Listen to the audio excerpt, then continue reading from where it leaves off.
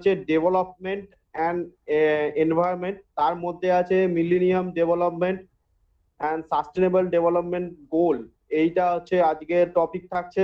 2 নম্বর থাকছে হচ্ছে হিউম্যান অ্যান্ড এনভায়রনমেন্ট ইন্টারাকশন আর মধ্যে anthropogenic activities and their impact on environment. তো এই দুটো টপিক নিয়ে আজকের আলোচনা, আজকের ক্লাস। এই দুটো টপিকের রিলেটেড তোমার পিডিএফ ফাইল অলরেডি তোমাদেরকে প্রোভাইড করে দেওয়া হয়েছে। তো পিডিএফটা সরাসরি চলে যাই। তার আগে বলে দিই, আজকে যখন ক্লাস শুরু হচ্ছে, আমরা যেহেতু এনভায়রনমেন্টাল নিয়ে পড়ছি, তো কিছু শব্দ কিছু কথা আমি বলে দিই, যেগুলো তোমরা হয়তো খেয়াল করলে বুঝতে পারবে যে এনভায়রনমেন্টাল সাবজেক্টটা পুরনো যখন 2017-18 সময় করে, যে সময় তোমাদের ইউজিসি নেটের সিলেবাস চেঞ্জ হয়েছে, তারপরে এনভায়রনমেন্টাল সাবজেক্টের সিলেবাসটার উপর অনেকটা বেশি গুরুত্ব দেওয়া আছে। বলতে পারো ইউপিএসসি লেভেলের অনেকটা টার্মস চলে এসেছে এখানে। নিশ্চয়ই তোমরা পুরনো সিলেবাস যদি কারো কাছে থাকে সেটা থেকে ট্যালি করে দেখতে পারো। তো এনভায়রনমেন্টাল গুরুত্ব কেন দেওয়া হচ্ছে এটা আমরা নিশ্চয়ই বুঝতে পারছি, যে আজকালকার দিনে আমাদের যেরকম পরিবেশের পরিস্থিতি দাঁড়িয়ে যাচ্ছে, চেঞ্জ হচ্ছে ধীরে ধীরে, গ্লোবাল ওয়ার্মিং এর দিকে আমরা পৌঁছে যাচ্ছি। এমন সিচুয়েশন হয়ে যাচ্ছে যে আমাদের ওয়েদার অনেক রিফর্ম করে যাচ্ছে। অনেক সময় কোনো টাইম ঠিক থাকছে না, ডিউরেশন ঠিক থাকছে না কোনো ওয়েদারে। উইন্টারের সময়টা হয়তো ছোট হয়ে গেছে, গরমের সময় বড় হয়ে গেছে, বর্ষার সময় সঠিক আসছে না, কোন সময় বর্ষা হচ্ছে কিছুই বুঝতে পারছি না। বা ন্যাচারাল ক্যালামিটির পরিমাণও বেড়ে গেছে। ন্যাচারাল ক্যালামিটির পরিমাণ বেড়ে যাওয়ার এটা একটা ইঙ্গিত যে আমাদের ওয়েদার অলরেডি একটা খারাপ সিচুয়েশনের মধ্যে পৌঁছে গেছে। ন্যাচারাল ক্যালামিটি মিনস আমরা দেখতেই পাচ্ছি বাংলার ওপর, যেটা আগে হয়তো 9 বছর 10 বছরে একটা ঝড় এসে আছড়ে পড়তো, সেটা বছর ভর বছর আসতেই থাকছে, একটা একটা করে না একটা একটা করে। এবার পুরোনো ইতিহাস রেকর্ড যদি কেউ ঘেটে থাকো, দেখতে পাবে যে আগে 5 বছর কি 10 বছরে খুব একটা ঝড় আসতো এবং সেটার ক্ষয়ক্ষতিটার রিকভার করার মতো আমাদের গভর্নমেন্টের হাতে সময় থাকতো। কিন্তু এখন গত বছর হয়েছে, আবার এবছর ঝড় হলো, তাতে আবার গভর্নমেন্টে রিকভার করতে পারছে না, মানুষের এমনিই প্রবলেম হচ্ছে। আর আমাদের ভারতবর্ষ তো 3 দিক দিয়ে জলে ঘেরা, তো আমরা একটুখানি সমস্যার মধ্যে আছে। একটা যেমন অ্যাডভান্টেজও আছে, তেমন সমস্যাও আছে। আমাদের হয়তো 75% পপুলেশনের কাছে জলের অভাবটা হবে না, বা প্রয়োজন হবে না। অন্যান্য দেশের যেরকম সমস্যা থাকে, জলের অভাব থাকে, তো সেখানে আমাদের সমস্যাটা আসে না। কিন্তু 25% লোকও এখনো অনেক পরিষ্কার জল আমরা পাই না আমাদের দেশের। তো এরকম ব্যাপার আছে। তো আর আমাদের পৃথিবী তো জানোই 70 ভাগ জল আর 30 ভাগ স্থল দিয়ে ঘেরা।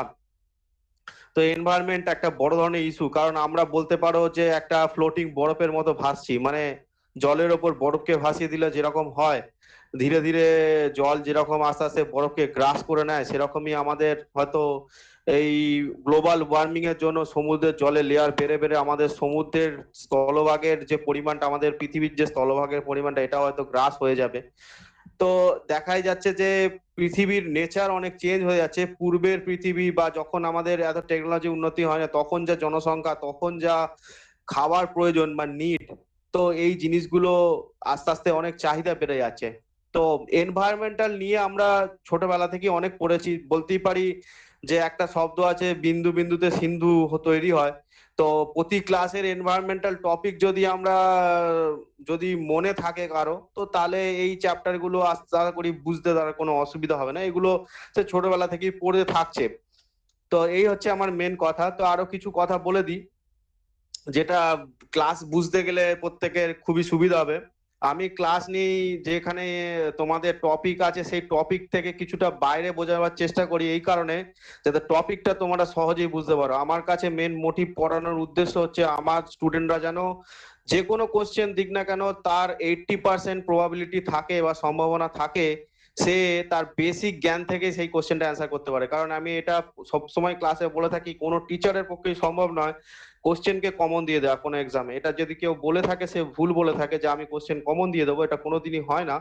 কোশ্চেন তার নিজের গতিতে চলে, তার যেরকম কোশ্চেন পেপার যে সেট করে, এক্সামিনার যেরকম সেট করে তার উপর ডিপেন্ড করে হয়। কিন্তু যারা কোনোভাবে ভালো টিচারের কাছে পড়ে, তাদের উদ্দেশ্যই থাকে যে টিচার তাদেরকে রাস্তা দেখিয়ে দেয়, সেই কোশ্চেনটাকে সলভ করার বা পদ্ধতিটাকে বলে দেয় কিভাবে সলভ করতে পারে, যাতে 80% প্রবাবিলিটি থাকে তার নিজের মধ্যে যে হ্যাঁ এই কোশ্চেনটার অ্যান্সার এটাই হবে। আর 80% কোনো আননোন কোশ্চেনের চান্স থাকা মানে সেটা বুঝতেই পারো যে সঠিকের রাস্তাতেই চলে যাওয়া। 80 ভাগ যদি কারো কিছু আন্ডারে থাকে। তো এই হচ্ছে ব্যাপার মেন আমি উদ্দেশ্য নিয়ে। আর হ্যাঁ, আরেকটা ভালো কথা, তোমাদের কোশ্চেন পেপার সেট করার সময়, এক্সামের সময়, গতকালকেই আমি প্রিভিয়াস ইয়ার কোশ্চেন পেপার দেখছিলাম আইসিটির ওপর। তো মোটামুটি আমি যে সমস্ত কম্পিউটার রিলেটেড পড়িয়েছি প্লাস আইসিটি নিয়ে পড়িয়েছি, সেখানে 2017-16 অনেক কোশ্চেনই দেখছি তোমরা পারবে, মানে আমি যেভাবে পড়িয়েছি তোমাদের। তো আশা করি ভয় পাওয়ার কিছু নেই। আমার কোশ্চেনের মানে যেরকম ভাবে পড়ানো হয়েছে, আশা করি তোমরা প্রত্যেকে কোশ্চেন অ্যাটেন্ড করতে পারবে। শুধু ক্লাসগুলো মন দিয়ে ফলো করো, তাতেই হবে।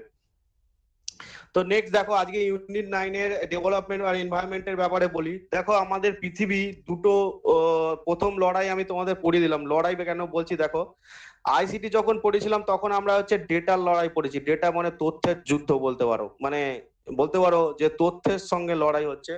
যার যে দেশের কাছে যত তথ্য, সে দেশ তত একটা দেশকে ডোমিনেট করতে পারবে। অর্থাৎ আমি যদি বলতে পারি যে চীন সরকারের কাছে ভারত সরকারের যদি অনেক বেশি তথ্য থাকে, তো ভারতকে সে দাবিয়ে রাখতে পারবে বা ডোমিনেট করতে পারবে।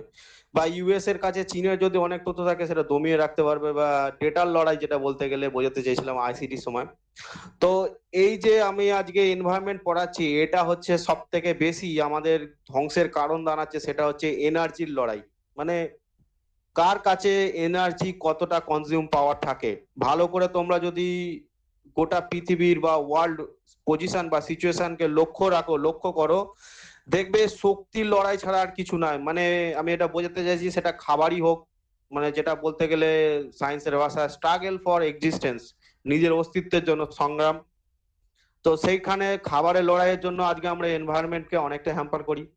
2 নম্বর হচ্ছে রিল্যাক্সেশন। রিল্যাক্সেশন অ্যাড মিনস কার কাছে কত টেকনোলজি ফেসিলিটি থাকবে। আর টেকনোলজিকে চালাতে গেলে জানি এনার্জি লাগবে, সেটা সোলার শক্তি হোক, তাপবিদ্যুৎ শক্তি হোক, কিংবা হাইড্রোল পাওয়ারই হোক, কিংবা ফুয়েল, কার্বন ফুয়েল, মানে যেটা বলতে পারি পেট্রোল ডিজেল, এটা জ্বালিয়েই চালানো হোক না কেন। তো এই যে চ্যাপ্টারটা আমরা পড়বো, এর ধ্বংসের পিছনে ইন্টারনাল যে কজ, সেটা রয়েছে এনার্জি। এনার্জিকে যে দেশ দখল করতে পেরেছে বা গোটা গ্লোবালে যারা এনার্জি নিয়ে ম্যাক্সিমাম কনসার্ন, তো তারাই এই জিনিসটা পৃথিবীটাকে ধ্বংসের দিকে নিয়ে যাচ্ছে। আর এটা আমরা নিশ্চয়ই সায়েন্সের সময় অনেকেই পড়েছি, যারা সায়েন্স পড়েছো, যে এনার্জি ধ্বংসও করা যায় না, সৃষ্টিও করা যায় না। অ্যাজ ইট ইজ যেটা পৃথিবী ছিল, যত এনার্জি নিয়ে এসেছিল, বা অ্যাজ ইট ইজ যে এনার্জিটা আছে, সেই এনার্জিটাই থাকছে, কিন্তু সেটা ফর্মে চেঞ্জ হয়ে যায়। অর্থাৎ বলতে পারি যে কয়লা পুড়িয়ে আমরা তাপ বিদ্যুৎ থেকে বিদ্যুৎ তৈরি করে একটা ফ্যান চালাচ্ছি, এটাও একটা এনার্জি ফর্ম চেঞ্জ হচ্ছে, কিন্তু এনার্জিটার কোন রকম নষ্ট বা বিনষ্ট হয় না। তো এইগুলো অনেক কিছু ব্যাপার আছে, আমি এই চ্যাপ্টার থেকে সরে এটা বোঝাতে চাইছি এই কারণে, যাতে তোমরা পরিষ্কার বুঝতে পারো যে আজকের আমার মেন মোটিভটা কি, আমি কোন রাস্তা দিয়ে এগোতে চাইছি। তো দেখো, ফার্স্টের লাইন বলেই দিয়েছে যে এনভায়রনমেন্টাল একটা সুন্দর পিকচার দিয়ে দেওয়া আছে, যে অনেকে সবাই মিলে বিভিন্ন জন কাঁধে হাত দিয়ে একটা গাছ, সেখানে হাত তুলে দাঁড়িয়ে আছে, যাতে সবাইকে বলছে যে আমি তোমাদের সাপোর্ট আছি, তোমাদের ধাত্রী। তো এই পিকচারটা আমি ওই কারণে দিয়েছি। নেক্সট দেখো, এখানে লেখা আছে the word environment derive from the French word. এই শব্দটা ফ্রেঞ্চ থেকে এসেছে। এনভায়রনমেন্ট টার্মসটা, যার মানে হচ্ছে সারাউন্ডিং। সারাউন্ডিংস মিনস আমাদের চারিপাশ। চারিপাশ বলতে এই শব্দটা পুরোনো ধরনের কথা, মানে অনেক আস্তে আস্তে এনভায়রনমেন্ট টার্মসটা আরো অনেক চেঞ্জ হয়েছে। এটা যখন যিনি বলেছিলেন, তিনি সারাউন্ডিংস কে দেখে বলেছিলেন। সারাউন্ডিংস মিনস এখানে লিখে দিয়েছি, দেখে নাও। দেয়ার ওয়াজ আ টাইম, যখন সেই সময় ছিল, the environment just mean surrounding. সেই সময় এনভায়রনমেন্ট শুধুমাত্র চারিপাশকে বোঝাতো, যেটা ফিজিক্যাল ম্যাটারকে রিলেট করে, মানে যেখানে আশেপাশে চোখে যেটা পার্থিব জিনিস দেখতে পেতো, সেটাকে নিয়েই তখন এনভায়রনমেন্ট ধরা হতো। যেমন soil, rocks and water and air, এই চারটে জিনিস, অর্থাৎ পার্থিব জিনিস যেগুলো ছিল, সেটাকে নিয়ে এনভায়রনমেন্টে ধরা হতো সেই সময়। এনভায়রনমেন্টাল কনসেপ্ট ধীরে ধীরে আরো চেঞ্জ হয়ে গেছে। আমাদের ফুড চেঞ্জ চলে এসেছে। খাদ্য শৃঙ্খলার সব থেকে উপরের বুদ্ধিমান প্রাণী আমরা। বাকিদেরকে আমরা নিজেদের বুদ্ধির জোরে দাবিয়ে রাখি বা দমিয়ে রাখি, কন্ট্রোল করে রাখি। কিন্তু বলতে গেলে আমরা নিজেদের বলতে গেলে খাল নিজেরাই কাটছি। খাল কেটে নিজেদেরই কবর খুঁড়ছি আর কি, এনভায়রনমেন্টটা নষ্ট করতে গিয়ে। তো দেখো, এখানে এনভায়রনমেন্ট অ্যান্ড হিউম্যান বিইংস আর ইন্টার রিলেটেড, এটা আমাদের টপিকই আছে আজকে। আমি এটা আবার বোঝাবো যখন পড়াবো। তো আমি এমনি জাস্ট রিড করে বলে দিই। এনভায়রনমেন্টাল আর হিউম্যান বিইং হচ্ছে ইন্টার রিলেটেড। কেন? আমরা এনভায়রনমেন্টাল ছাড়া বাঁচতে পারবো না, আর এনভায়রনমেন্ট আমাদেরকে ছাড়া নিজে থাকতে পারবে, এটা একদম কনফার্ম। যখন মানুষ ছিল না, যখন পৃথিবীতে শুধুমাত্র গাছ বা উদ্ভিদ ছিল, তখনও কিন্তু এনভায়রনমেন্ট ছিল। অর্থাৎ এনভায়রনমেন্টটা আমাদের জন্য দরকার। আমরা আমরা আমাদের দরকার হচ্ছে এনভায়রনমেন্টের, কিন্তু এনভায়রনমেন্টের আমাদের দরকার নেই। ঠিক আছে? আশা করি প্রত্যেকের কনসেপ্ট ক্লিয়ার। তো এনভায়রনমেন্ট সবসময় ইন্টার রিলেটেড, যেটা কথাটা বলতে গেলে আমাদের নিজেদেরকে বাঁচতে গেলে এনভায়রনমেন্টকে বাঁচাতে হবে। তো এনভায়রনমেন্ট আমাদের কি দেয়? ফুড দেয়, ওয়াটার দেয়, ফুয়েল দেয়, মেডিসিন, বিল্ডিং। দেখো আস্তে আস্তে মেটেরিয়ালস টার্মটা, মেটেরিয়ালিস্টিক শব্দগুলো থেকে আস্তে আস্তে সরে সরে এনভায়রনমেন্ট নতুন ধরন ধারা নিচ্ছে। ফুড লাগছে, ওয়াটার লাগছে, ফুয়েল লাগছে, মেডিসিন লাগছে, বিল্ডিং লাগছে, মেটেরিয়ালস লাগছে, এটসেট্রা। তো ফুয়েল এই শব্দটা খুবই খতরনাক জিনিস। যে সময় ইনভেন্ট হয়েছিল সেই সময় সে ভাবেনি যে আজকের ফুয়েল জ্বালানি বা কার্বন ফুয়েল জ্বালানিতেই আমাদের এনভায়রনমেন্ট এত খারাপের দিকে বা ক্ষতির দিকে চলে যাচ্ছে। ফুড ওয়াটার কনজাম করা এটা তো স্বাভাবিক ব্যাপার ছিল, মানুষকে বাঁচতে গেলে লাগবে, নেসেসারি জিনিস, মেডিসিনও নেসেসারি জিনিস। কিন্তু fuel consumption is not a necessary good, এটা প্রয়োজনটা অতিরিক্ত মাত্রায় আমরা করে ফেলি। তারপরে দেখো science and technology have advance become of that we have benefited lot but also introduce pollution and damage, introduce pollution, damage environment, এটা তোমাদের বললাম। and the impact of the is also on human beings like health related issue and socio economic development। এটা health related issue আমাদের তো আসছেই। আমরা যখন আমি একটা জায়গায় পড়ছিলাম যে মহাভারতের সময় যখন যুদ্ধ হয়েছিল, সেই সময় একটা জনের বয়স ক্যালকুলেশন হচ্ছিল। সেটার নাম আমি ঠিক খেয়াল করতে পারছি না, অনেকগুলো অনেক না, অ্যাকচুয়ালি আমার নাম অনেকের খেয়াল থাকে না। যাই হোক, দেখা যাচ্ছিল তখনকার মানুষ বয়স ক্যালকুলেশনে দেখা যাচ্ছিল 100-150 বছর, কেউ কেউ 200 বছর বেঁচে আছে। আর সেই সময়কার মানুষ সেরকম ভাবেই বাঁচতো। এবং এটা সত্যি যে এখনো পর্যন্ত আমরা অনেকেই দেখতে পাই 125-20 বছর, রেয়ার পার্সন অনেকে বেঁচে থাকে। তো এটা ঠিক যে মহাভারতের সময় যেখানে একটা পরিবেশগত কারণে মানুষ অনেক দিনই বাঁচতে পারতো, সেটা আস্তে আস্তে আমাদের লাইফ স্প্যান হাফ হয়ে গেছে, হাফেরও কম হয়ে গেছে, 1/3 হয়ে গেছে, মানে 60, 65, 70। তারপরে মানুষের শরীরে ঠিক থাকে না, কারো সুগার, কারো প্রেসার, এসব চলে আসে। তো এগুলো এনভায়রনমেন্টাল ইস্যু, পলিউশন, এসবের জন্যই আসে, মানুষ এগুলো বুঝতে পারে না। কিন্তু অ্যাকচুয়ালি সত্যি কথা, আমাদের লাইফ স্প্যান এর থেকেও বেশি। এবং এটা বিলিভ মি, অনেকে হয়তো ভাববে স্যার অবাস্তব কথা বলছে, কিন্তু তা নয়। কিন্তু যদি কেউ এই প্র্যাকটিসের মধ্যে থাকে, হিমালয়ে অনেক সাধু আছে, তারা এখনো পর্যন্ত বেঁচে আছে, প্রায় অনেকের কাছেই অনেক বছর আয়ু আছে, এটা অনেকে শুনে থাকবে। আমাদের যারা মানে আধ্যাত্মিক লোক আছে তারা বলে থাকে যে হিমালয়ের সাধুরা এখনো পর্যন্ত অনেকে অনেক বছর বেঁচে আছে। তো এটা সত্যি ট্রু যে হ্যাঁ, এখনো পর্যন্ত অনেক বছর তারা বেঁচে আছে, শুধুমাত্র যোগ আর তার সাধনার জোরে। তো এনভায়রনমেন্ট তাদের এখানে ইম্প্যাক্ট করেনি, তার কারণ হিমালয় সত্যিকারের নিট অ্যান্ড ক্লিন এরিয়া এখনো পর্যন্ত, সেখানে পলিউশন শব্দটার কিছুটা হলেও কম আছে। তো সেই কারণে হিমালয়ের থেকে তারা সাধনা করতে পারে এবং তারা টিকে থাকতে পারে। তো এই যে লাইফ স্প্যান, আমাদের যে লাইফ স্প্যান কমে যাওয়ার পিছনে এনভায়রনমেন্ট খুবই গুরুত্বপূর্ণ। তারপর দেখো, এটা একটা as per environment protection act 1986।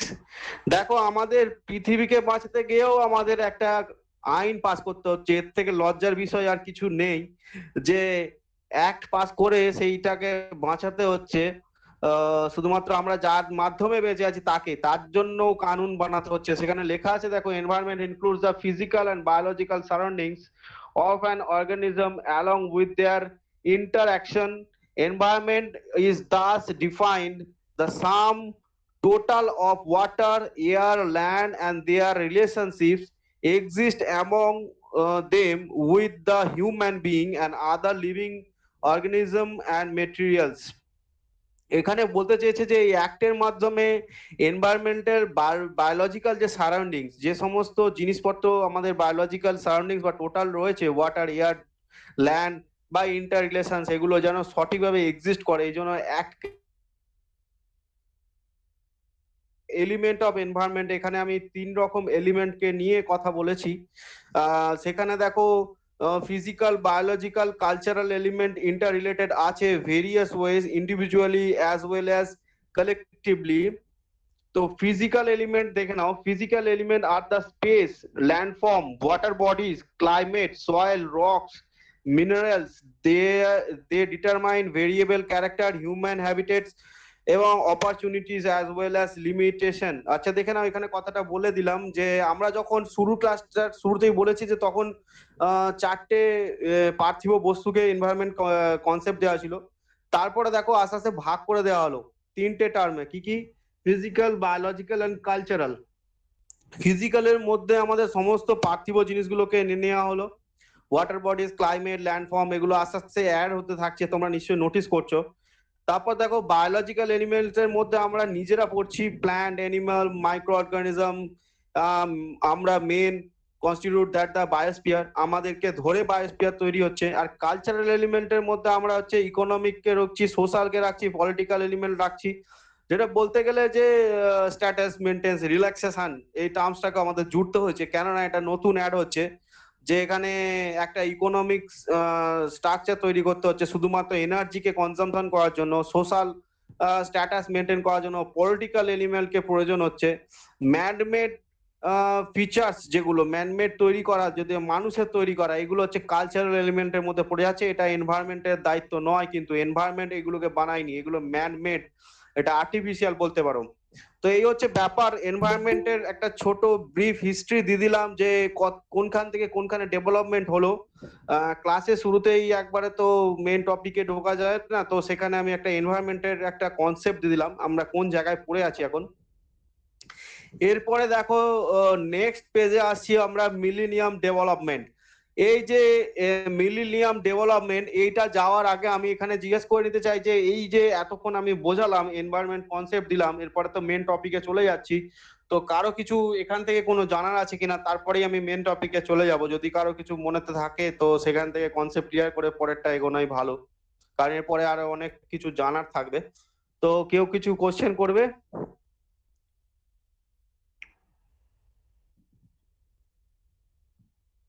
আশা করি কারো কোনো কোশ্চেন নেই, সবাই আশা করি কনসেপ্টটা বুঝতে পেরেছে। তো দেখো মিলেনিয়াম ডেভেলপমেন্ট, এই যে টার্মসটা আছে, এটা একটা বলতে পারো সামিট হয়েছিল। মিলেনিয়াম ডেভেলপমেন্ট গোলস, একটাকে টার্গেট রাখা হয়েছিল, যেমন আমরা এক্সাম গোল রাখি না, যে আমরা পরীক্ষা দেব, পরীক্ষা দেওয়ার জন্য নেট সেট পাওয়ার জন্য আমরা একটা গোল বা টার্গেট অ্যাচিভমেন্ট করি, যে এই টার্গেটটা আমাকে কমপ্লিট করতে হবে, অ্যাচিভ করতে হবে। তেমনি এনভায়রনমেন্ট বাঁচাতে গেলে একটা গোল সেট করতে হয়েছে আমাদের, 8টা গোল আছে সেখানে। এবং পরীক্ষার পার্সপেক্টিভে এটা থেকে কোশ্চেন ভালো রকমই আসে, আমি দেখেছি। তো গোলস যেগুলো আমরা সেট করেছিলাম, তো সেই গোলস কে নিয়েই আমাদের শব্দটা, এখানে মিলেনিয়াম টার্মসটা নিয়ে অনেকে জিজ্ঞেস করতে পারে যে স্যার এই টার্মসটা কেন এখানে ইউজ করা হয়েছে।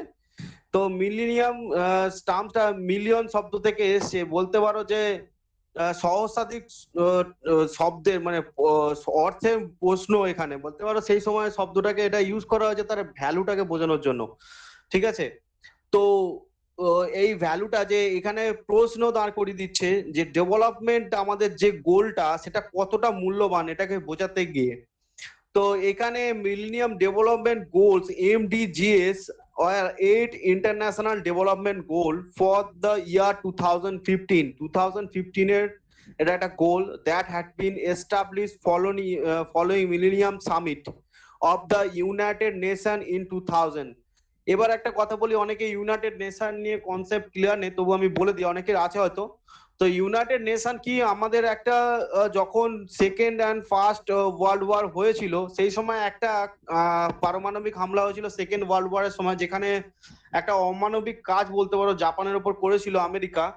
তো সেইটাকে, সেই সমস্ত যুদ্ধ বা পৃথিবীর একটা দেশের সঙ্গে একটা দেশের লড়াই, যেখানে মানুষের সোশ্যাল ইকোনমিক স্ট্যাটাস প্লাস একটা জীবন নিয়ে সংশয় চলে আসছিল। যদি আমরা বলি চোখের বদলে চোখ নিতে থাকবো, তো একটা একদিন যেমন বলে যে অনেকে গোটা পৃথিবী তো অন্ধ হয়ে যাবে, একটা চোখের বদলে যদি প্রত্যেকে চোখ নিতে থাকে তাহলে তো একদিন গোটা পৃথিবী কেউ না কেউ দেখতে পাবে না। সেই কনসেপ্টের জন্য একটা বডি ফর্ম করা ছিল, যেটা তার দায়িত্ব থাকছে যে ইউনাইটেড নেশন, অর্থাৎ সমস্ত দেশের যৌথ উদ্যোগে একটা নেশন বানানো হয়েছিল, যেখানে যে কোনো যুদ্ধর পরিস্থিতিকে মোটামুটি থামিয়ে দেওয়া চিন্তা ভাবনাকে রাখা হয়। তার প্রধান উদ্দেশ্যই এটা থাকে যে যুদ্ধ যেন না হয়, আর বলতে পারো ওয়ার্ল্ড ওয়ার না হয়, সেই কারণে কি হয় যে আমরা সেই সমস্ত কোনো কিছু কোনো দেশের সঙ্গে যদি কোনো দ্বন্দ্ব থাকে তো হতেই পারে, যেমন আমাদের একটা বাড়িতে থাকলে ভাই ভাইয়ের মধ্যে ঝামেলা হয়, তেমন গোটা পৃথিবী বলতে পারে একটা ভাইয়ের মতো ব্যাপার।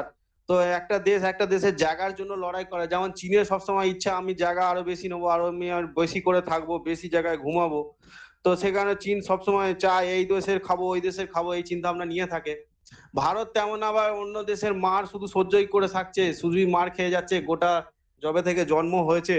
কখনো পাকিস্তান ভিতর থেকে পিছন থেকে ছুরি মেরে দেয়, কখনো চীন অন্যভাবে ছুরি মেরে দেয়। তা এখন ভারতের সেই কনসেপ্টটা অনেকটা চেঞ্জ হয়েছে আফটার 2014।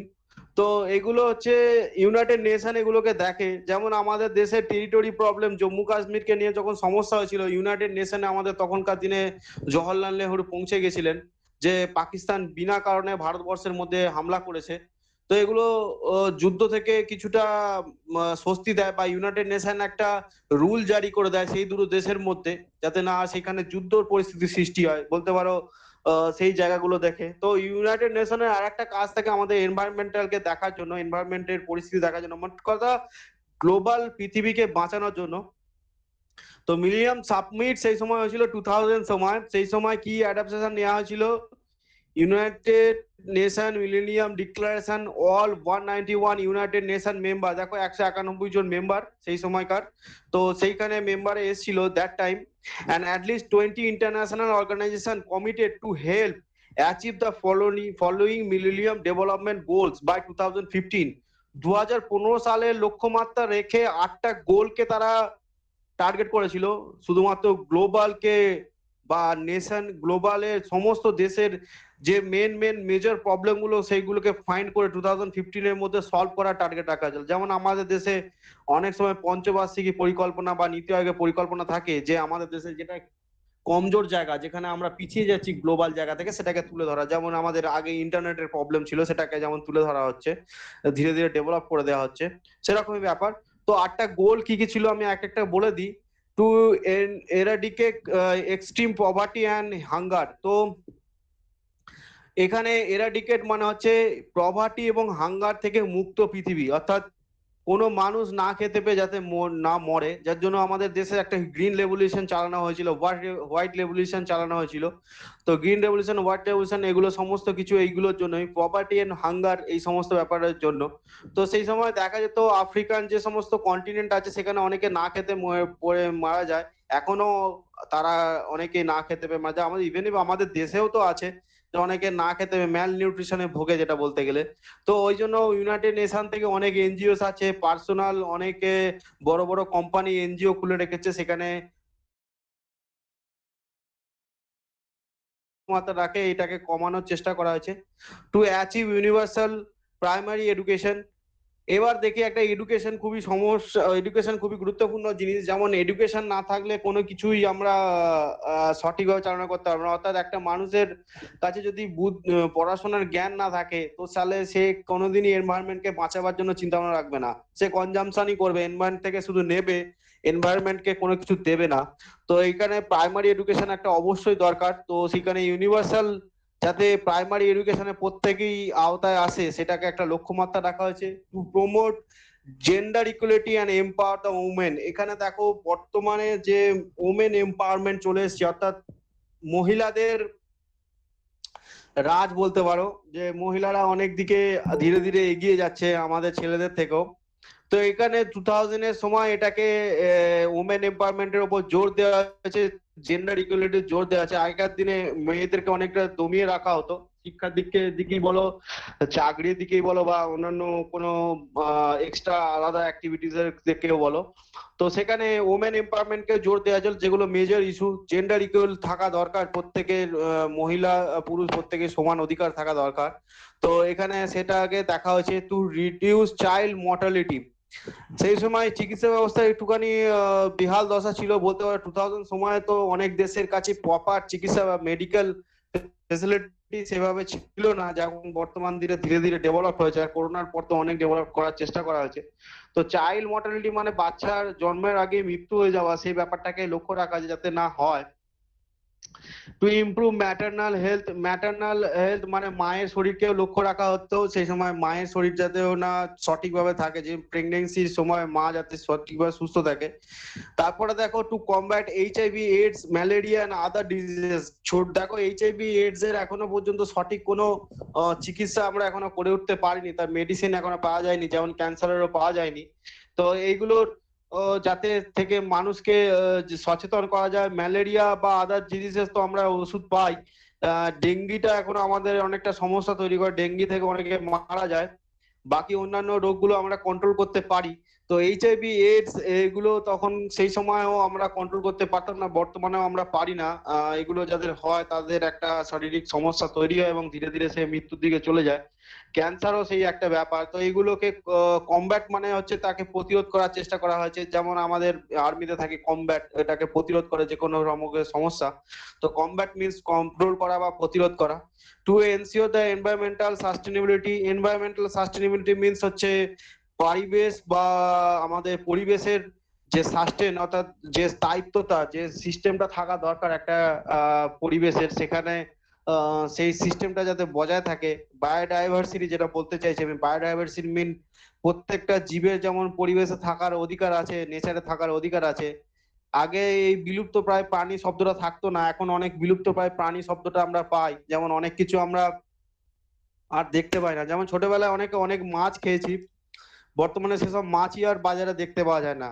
এখন সমস্ত কিছু সেই সমস্ত মাছ হয়তো আর খুঁজলেও পাওয়া যায়, হয়তো অনেক জায়গায় কম পাওয়া যায়।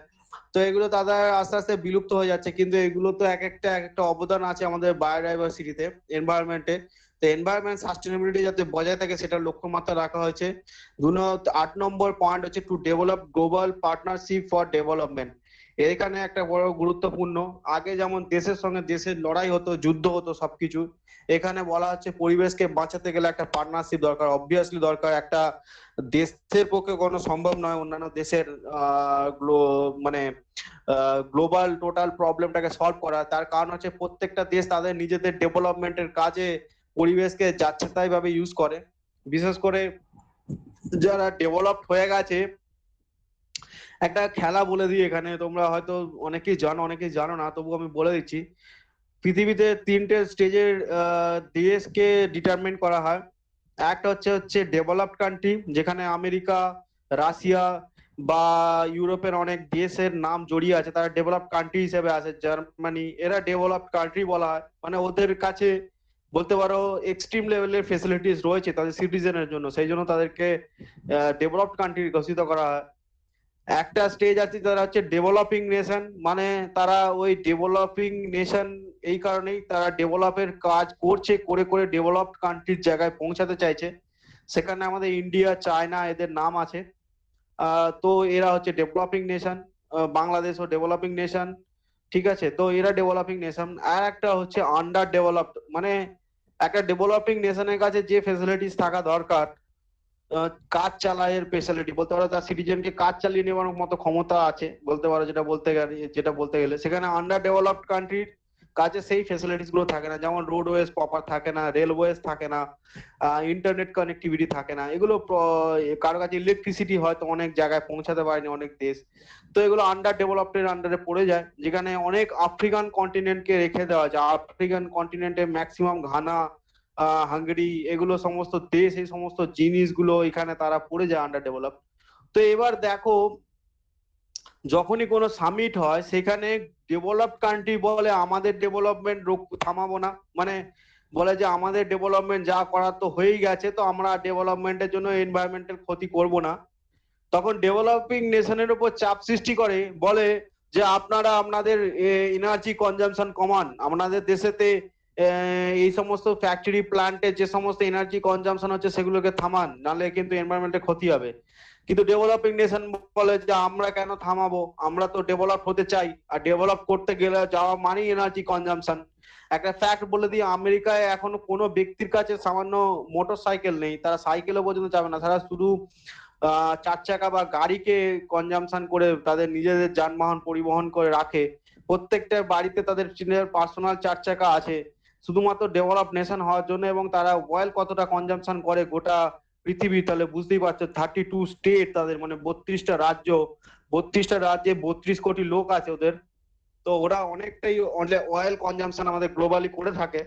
তো অয়েল কনজাম্পশন শুধু ওদের নিজের সিটিজেনের লাগে না, মিলিটারি পারপাসেও রাখে, সেখানে আমাদের ইন্ডিয়াও মিলিটারি পারপাসে অয়েল কনজাম্পশন করে। তো বলতে পারো যে ডেভেলপ নেশন আর ডেভেলপিং নেশনের মধ্যে একটা লড়াই সবসময় চলে সামিটে, যে তাদেরকে ডেভেলপ নেশন চায় ডেভেলপিং স্টপ করে দিতে ডেভেলপিং নেশন গুলোর, আর ডেভেলপিং নেশন চায় তারা কখনোই ডেভেলপিং স্টপ করাবে না, এনার্জি কনজাম্প করে ডেভেলপের জায়গায় পৌঁছাবে।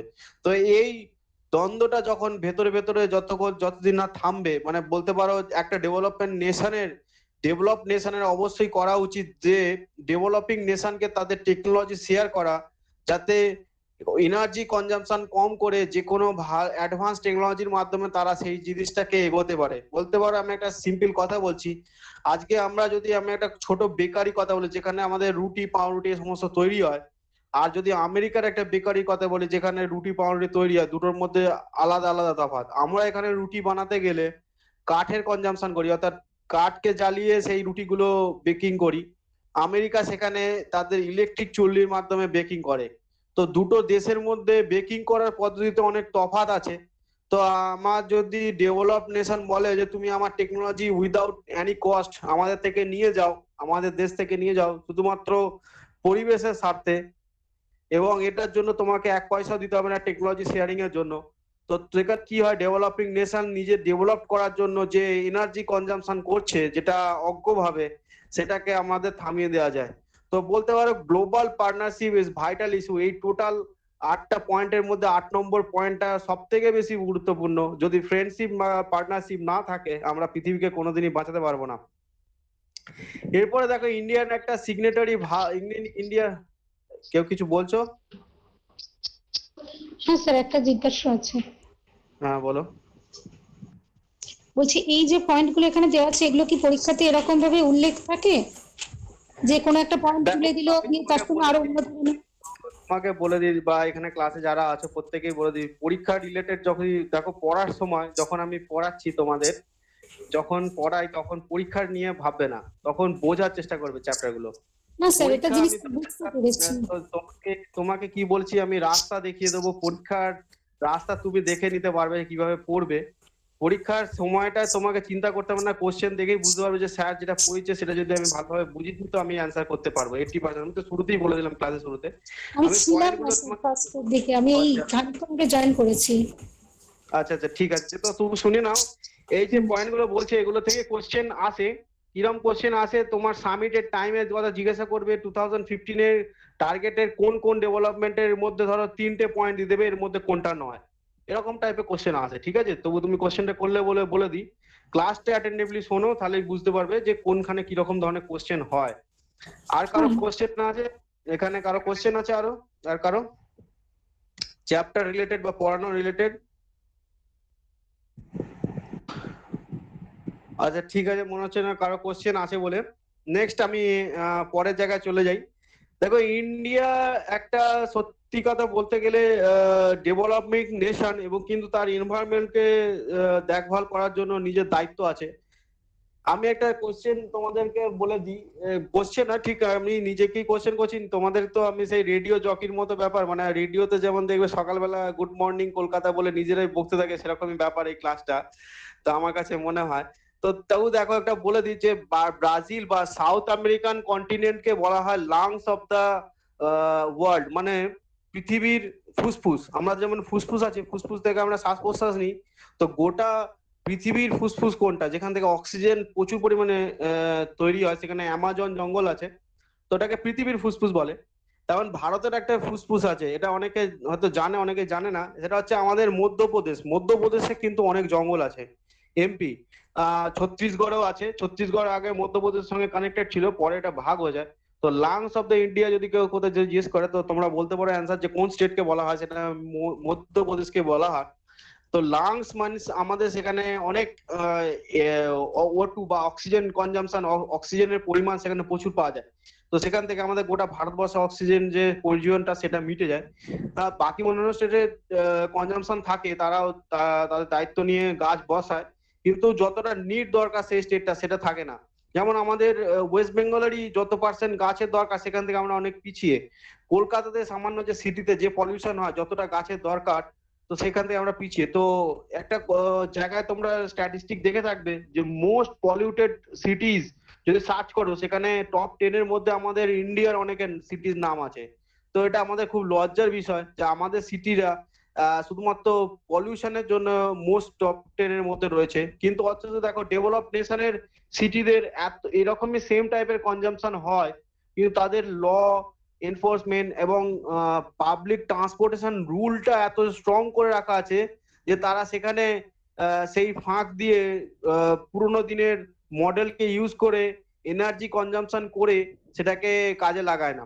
তো সেখানে তারা সব সময় চেষ্টা করে। সরি, আমার এখানে লোডশেডিং হয়ে গেল, একটু দাঁড়া, আমি কোনোভাবে একটা আলোর ব্যবস্থা করি, একটু হোল্ড করো ক্লাস।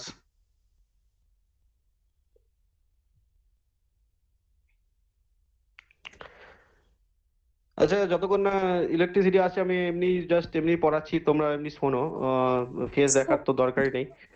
হ্যালো। হ্যাঁ হ্যালো বলো। স্যার, আমার একটু হ্যাঁ বলো। ডিসকানেক্ট হয়ে গিয়েছিল। আপনি ওইখানটা যেটা বললেন যে ভারতের ওই আমরা যেটাকে ফুসফুস বলি, ওটা কোন জায়গাটার নাম বললেন? ওটা শুনতে পাইনি ঠিক।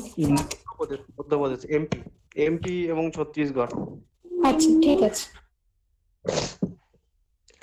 তো এখানে আমরা মোস্ট পলিউশন যেটা আমাদের আছে, যে মোস্ট পলিউটেড সিটিজ গুলোর মধ্যে আমাদের ভারতবর্ষের টপ 10 এর মধ্যে চলে আসে সিটিগুলোর নাম। তো এইগুলো হচ্ছে ব্যাপার। তো সেখানে তোমরা ইন্ডিয়ার একটা কাজ এখন দেখতে পাচ্ছ, আমরা অনেকটা ব্যাটারি চালিত যানবাহনের উপর আমাদের টার্গেট রাখা হচ্ছে 2030-র মধ্যে, যাতে আমরা ম্যাক্সিমাম ফুয়েল কনজাম্পশন কম করতে পারি। তো সেখানে লক্ষ্যমাত্রা রাখা হচ্ছে। তো দেখো, ইন্ডিয়ার এখানে সিগনেটরি একটা ভাগ আছে millennium declaration adoption United nation general assembly 2000 এর সময়। তো এরা কি করছে, 8টা যে ডেভেলপমেন্ট গোলস আছে এই গোল গুলোকে ইন্ডিয়াও নিজেদের মধ্যে করা, বা রিডিউস পভার্টিস।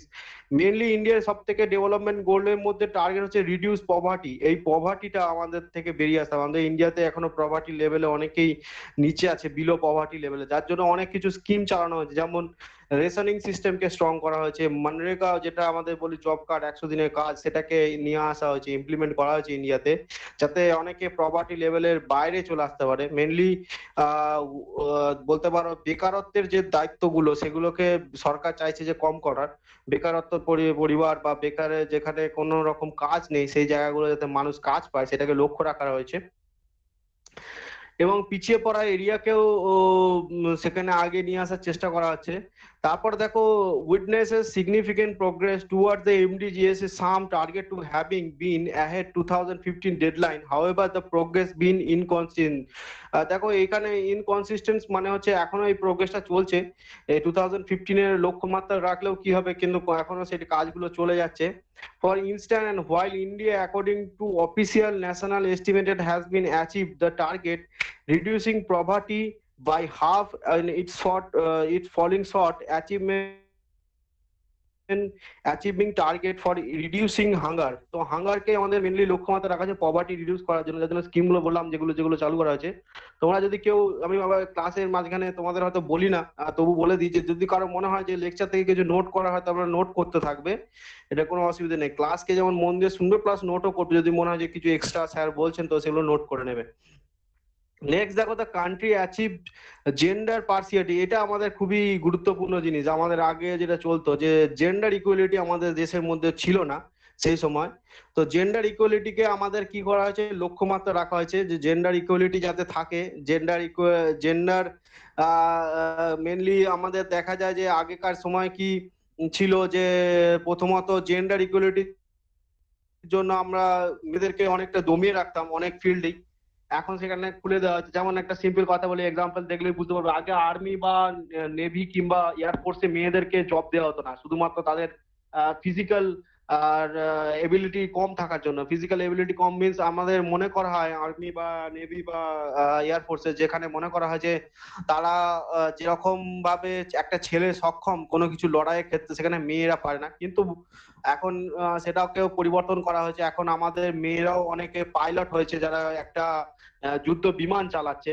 অনেক ফিল্ডে মেয়েদেরকে একটা দেওয়া হয়েছে। আমাদের আগে পার্লামেন্টে মেয়েদের কোনো জায়গা ছিল না, পার্লামেন্টে এমপি এমএলএ যেখানে থাকে সেখানে মেয়েদেরকে অতটা অগ্রাধিকার দেওয়া হতো না। এখন আমাদের মোটামুটি পার্লামেন্ট বডিতে 8 থেকে 12 জন মেয়েরা, 8 থেকে 12 হবে এরকম এমপি আছে পার্লামেন্ট বডিতে। তো মেয়েদেরকে জেন্ডার ইকুয়ালিটি ব্যাপারটা আমাদের দেশেতে অনেকটা প্রোগ্রেস হয়েছে, আমরা ইন্ডিয়া আস্তে আস্তে ধীরে নিজেরা প্রোগ্রেস করেছি। আহ, আচ্ছা 3 নম্বর দেখো, প্রাইমারি স্কুলে এনভায়রনমেন্ট এনরোলমেন্ট এন্ড কমপ্লিকেশন মেয়েদেরকেও নিয়ে আসার টার্গেট রাখা হয়েছে। আর India has made progress providing cleaning drinking water, however access the sanitiser facilities remain inadequate. এটা খুবই গুরুত্বপূর্ণ জায়গা, এখানেও সবাই লক্ষ্য রাখো। আমি বললাম যে আমাদের দেশে কোনোদিন জলের অভাব হবে না, মোটামুটি 75% এখনো লোক আমরা জল, সঠিক পানীয় জল পাই, কিন্তু পেলেও অনেক জায়গা এমন আছে যেখানে আমাদের clean water, clean drinking water means mineral water যেটা টার্মসটা ইউজ করি সেটা নয়। ক্লিন ড্রিঙ্কিং ওয়াটার মধ্যে আমি বলতে চাইছি যে আর্সেনিক ফ্রি, অনেক সময় আর্সেনিক ওয়াটার আমরা অনেকে কনজাম্পশন করে অনেক ডিজিজেস কারণ করে থাকে, যেটা আমাদের বাঁকুড়া পুরুলিয়া এই সমস্ত সাইডে আর্সেনিক জলের প্রচুর পরিমাণে মাত্রায় পাওয়া যায়। তো ক্লিন ড্রিঙ্কিং ওয়াটার এটা আমাদের খুবই কনসার্ন বিষয়। আমাদের দেশে তো অনেক জায়গায় সঠিক পানীয় জল পায় না, বিশেষ করে এক একটা বস্তি এলাকা, যেমন মুম্বাইয়ের ধারাবি বস্তি অনেকটা নাম গুরুত্বপূর্ণ, প্রায় কয়েক কিলোমিটার জুড়ে একটা বস্তি, 3 থেকে 4-5 কিলোমিটার জুড়ে একটা গোটা বস্তি। বস্তি মিনস যেখানে বিলো পভার্টি লেভেলের লোকেরা থাকে, সেখানে এক একটা ক্লিন ড্রিঙ্কিং ওয়াটারের ফেসিলিটি নেই। স্যানিটেশন ফেসিলিটি মিনস এখানে একটা সঠিক, আমরা দেখবে মোদী সরকারের সময় যখন 2014-এর সময় এসছে, তখন থেকে আমাদের প্রত্যেক ঘরেতে যাতে একটা করে স্বচ্ছ ভারতের জন্য মিশন চালিয়ে টয়লেট ফেসিলিটিকে টার্গেট করা হয়েছিল। অর্থাৎ প্রত্যেক বাড়িতে যেন অ্যাটলিস্ট স্যানিটেশন থাকে, বাইরে যাতে কাউকে টয়লেট না, বাইরে শৌচ করতে যাকে না কাউকে যেতে হয়। তো স্যানিটেশন ফেসিলিটির দিকে এখনো আমাদের লক্ষ্যমাত্রা টার্গেট কমপ্লিট হয়নি, এটা আস্তে আস্তে হচ্ছে। তো আমাদের দেশে যেটা টার্গেট রাখা হয় সেটা ধীরে ধীরেই হয়, কিন্তু হয়, তো এটা ডেভেলপমেন্টের জায়গায় চলে যায়। এরপর দেখো সাস্টেনেবল ডেভেলপমেন্ট গোল আছে, এই অবধি যদি কারো কোনো কোশ্চেন থাকে করতে পারো। যদি কারো এর রিলেটেড কোশ্চেন থাকে করতে পারো। কারো কোশ্চেন? ঠিক আছে, মনে হচ্ছে কারো কোশ্চেন। তো হ্যাঁ বলো। হ্যাঁ বলছি যে বলছি আর্সেনিক শুধু মানে বাঁকুড়া বা পুরুলিয়া ওই সাইডে তো আছে, মানে আমার প্রশ্নটা এরকম, ওই যে এক ধরনের কল হয় না, ওই পাম্প করে করে জল বার করে, চাপা কল না হ্যাঁ কল, হ্যাঁ হ্যাঁ হ্যাঁ, টিউব কল বলে ওই ওটাকে, টিউবওয়েল। হ্যাঁ হ্যাঁ হ্যাঁ টিউবকল টিউবকল, হুম। ওইগুলোতেও তো স্যার মানে আর্সেনিক পাওয়া যায় দেখো জলে। আমাদের যারা পঞ্চায়েত এরিয়াতে থাকে, তুমি নিশ্চয়ই আশা করি পঞ্চায়েত থাকো না পৌরসভা থাকো আমি জানি না, পঞ্চায়েত এরিয়াতে না যারা থাকে মানে তাদের। আমাদের পৌরসভাতেই থাকি, কিন্তু এখানেও একটা আমার বাড়ির সামনে টিপকল আছে আমি দেখি, এবং আচ্ছা ওইটার আচ্ছা। জল আমি দেখেছিলাম। আমি যখন হুম। মাঝে মধ্যে নিয়ে বাইরে ডগি ফগিদের দিই, তখন দেখি যে মানে জলটা আজকে দিলাম, সকালবেলা গিয়ে দেখলাম লাল হয়ে গেল, হলুদ হয়ে গেল জলটা, মানে আচ্ছা। সেই জন্ডিসের মতো মানে হলুদ রংটা হয়ে গেল। তখন বুঝতে অঞ্চল পারি যে এরিয়া, হয়তো আর্সেনিকের জন্য। অঞ্চল এরিয়া বা পৌরসভা এরিয়াতে, শুনে না আমি বলে দিচ্ছি তোমার কোশ্চেনটা অ্যান্সার। অঞ্চল এরিয়া বা পৌরসভা এরিয়াতে যে সমস্ত টার্গেটটা এখন রাখা হয়, প্রত্যেকটা জলকে টেস্ট করার জন্য ল্যাবেতে পাঠানো হয়। যেগুলো আর্সেনিক যুক্ত জল সেগুলোর কলকে লাল রং করে দেওয়া হয়, আর যেগুলো জল খাওয়া যোগ্য মানে খাওয়া যায় সেগুলোকে সবুজ রং করে দেওয়া হয়। তো তোমার এরিয়াতে যদি তুমি দেখো যে কোনো এরকম কল আছে যেটাতে রেড কালার দেওয়া আছে, সেটা তার মানে আমরা খাবার পানীয় যোগ্য জল নয়, বা সেই কলের জল যাতে কেউ না ইউজ করে। তো এটাকে গভর্নমেন্টের থেকে লক্ষ্য রাখা উচিত, প্রতি বছর বছর তারা বা প্রতি 2 বছর অন্তর জলটাকে তারা টেস্ট করার জন্য ল্যাবে পাঠায়। ঠিক আছে, বুঝতে পেরেছো তানিয়া তোমার কোশ্চেনটার অ্যান্সার? তো তুমি আর হ্যাঁ কিছু বল। স্যার বুঝতে পেরেছি, কিন্তু ওই আপনি বললেন না রেড করা, ওটা কিন্তু গ্রিনই করা আছে, রেড করা নেই। আর পাশেই ধরুন এমনি সবাই জল নেয়, এমনি পাশে কিন্তু না ওইটাই বলছিলাম যে কিন্তু ওই ওই যে জলটা দেখি ওইটা আমি তখনই বুঝতে পারি যে মানে ওই হলুদ হয়ে যাচ্ছে বা লাল হয়ে যাচ্ছে, ওটা মানে ওটা আর্সেনিক যুক্ত আয়রনের জল। কারণে হয়, ওটা হ্যাঁ আর্সেনিক আয়রন। আছে তাই নয়, ওটা আয়রনের কারণে হয়। আচ্ছা আচ্ছা। ঠিক আছে, এগুলো স্যার এটার জন্য ক্লাসে আমাদের কোশ্চেন করতে বডিতে পারো, কি? ভাববেও না যে না হ্যাঁ না কোনো সেরকম না, একটা কার্বনের কারণে সেরকম আমাদের কোনো বডিতে প্রবলেম পড়ে না, আর্সেনিকের কারণে পড়ে।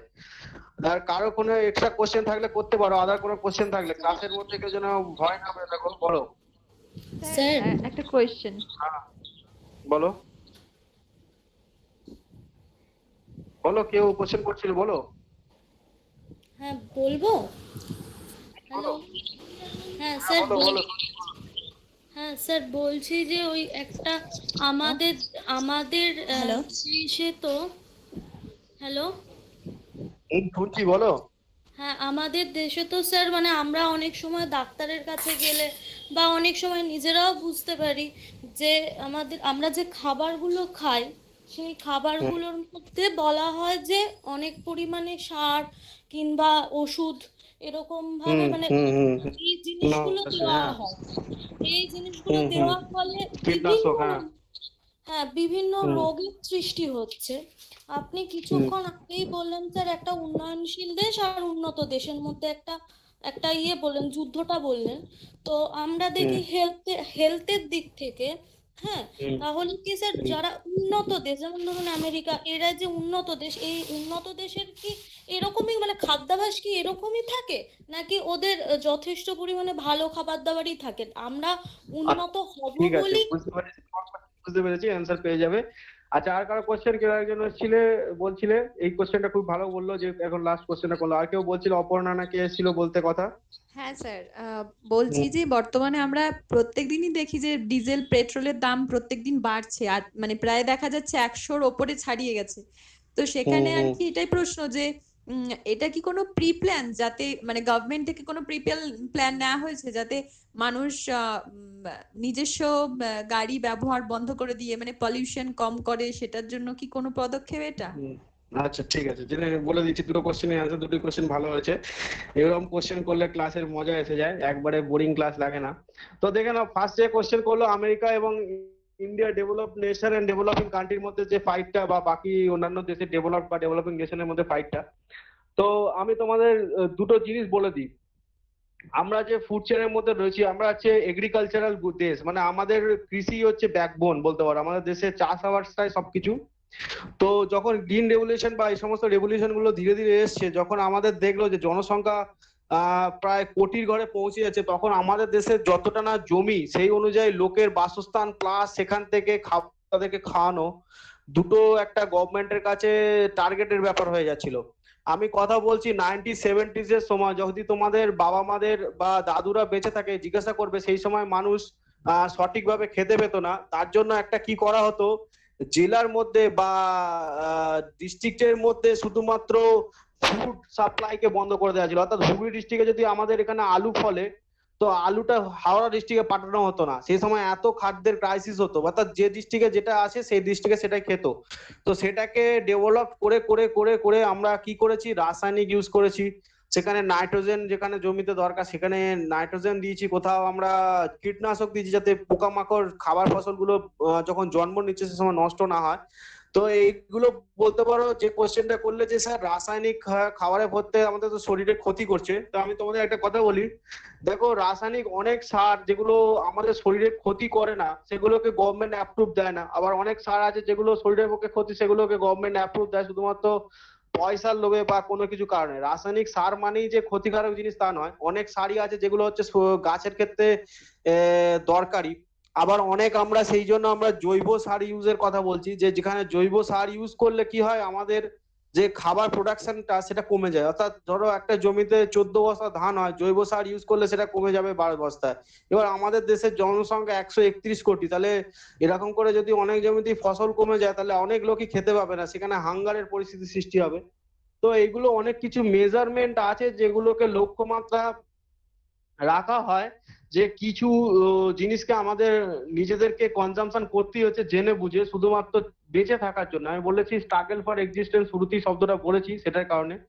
এবার আমেরিকার কথাতে আসি, সেখানে যে সমস্ত ফুড কনজাম্পশন করা হয়, ওদের দেখবে সুগার বা সুগার মিনস শর্করা জাতীয় খাবার, কার্বোহাইড্রেট জাতীয় খাবারটা বেশি হয়। তারা হটডগ, কোকা কোলা, এই সমস্ত কোক জাতীয় জিনিসটা খাবারটা খায়, যেটা স্বাস্থ্যের পক্ষে ক্ষতিকারক, মানে মোটেই ভালো নয় তাদের খাবারগুলো। তাদের জন্য সেই দেশে দেখবে মোটা পা বলে একটা রোগ আছে। মোটা পা মিন্স হেভি ওয়েট, প্রায় 100 কেজির ওপর অনেকে এক একজনের ওয়েট চলে যায়। তো এই মোটা পা শব্দটা ওখানে থেকে এসেছে রোগটার নাম। তো সেগুলো যেখানে ওরা যে খাবার কনজাম্পশন করে, হট ডগ বা এই জাতীয় জিনিসগুলো খায়, তাদের শরীরের পক্ষে ওটা যথেষ্টই খাবার জিনিস। মানে হচ্ছে বলতে পারো হুইট হুইট রিলেটেড প্রোডাক্ট, মানে হচ্ছে গম বা গম জাতীয় বা ময়দা জাতীয় আটা জাতীয় যে প্রোডাক্ট গুলো তারা বানায়, বার্গার বা এইসব জিনিসগুলো। তো এগুলো সত্যি করে খাওয়ার যোগ্য নয়, শরীরের পক্ষে এডিয়েবল নয়, বা আমাদের শরীরের পক্ষে দরকার নেই এগুলো। তো আমরা সেদিক থেকে অনেক ভালো, আমরা অন্যরকম খাবার কনজাম্পশন করি। বলতে গেলে কার্বোহাইড্রেট খাই, কিন্তু আমরা একটা লিমিটেড মাত্রাতে খাই, আমাদের প্রোটিনের মাত্রাটাও দিই আমরা।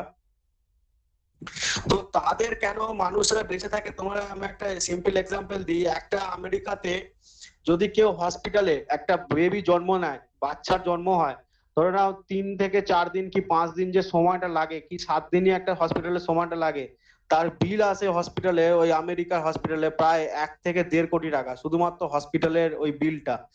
এর পিছনে কারণ হচ্ছে তাদের মেডিকেল ফেসিলিটি অনেক অ্যাডভান্স।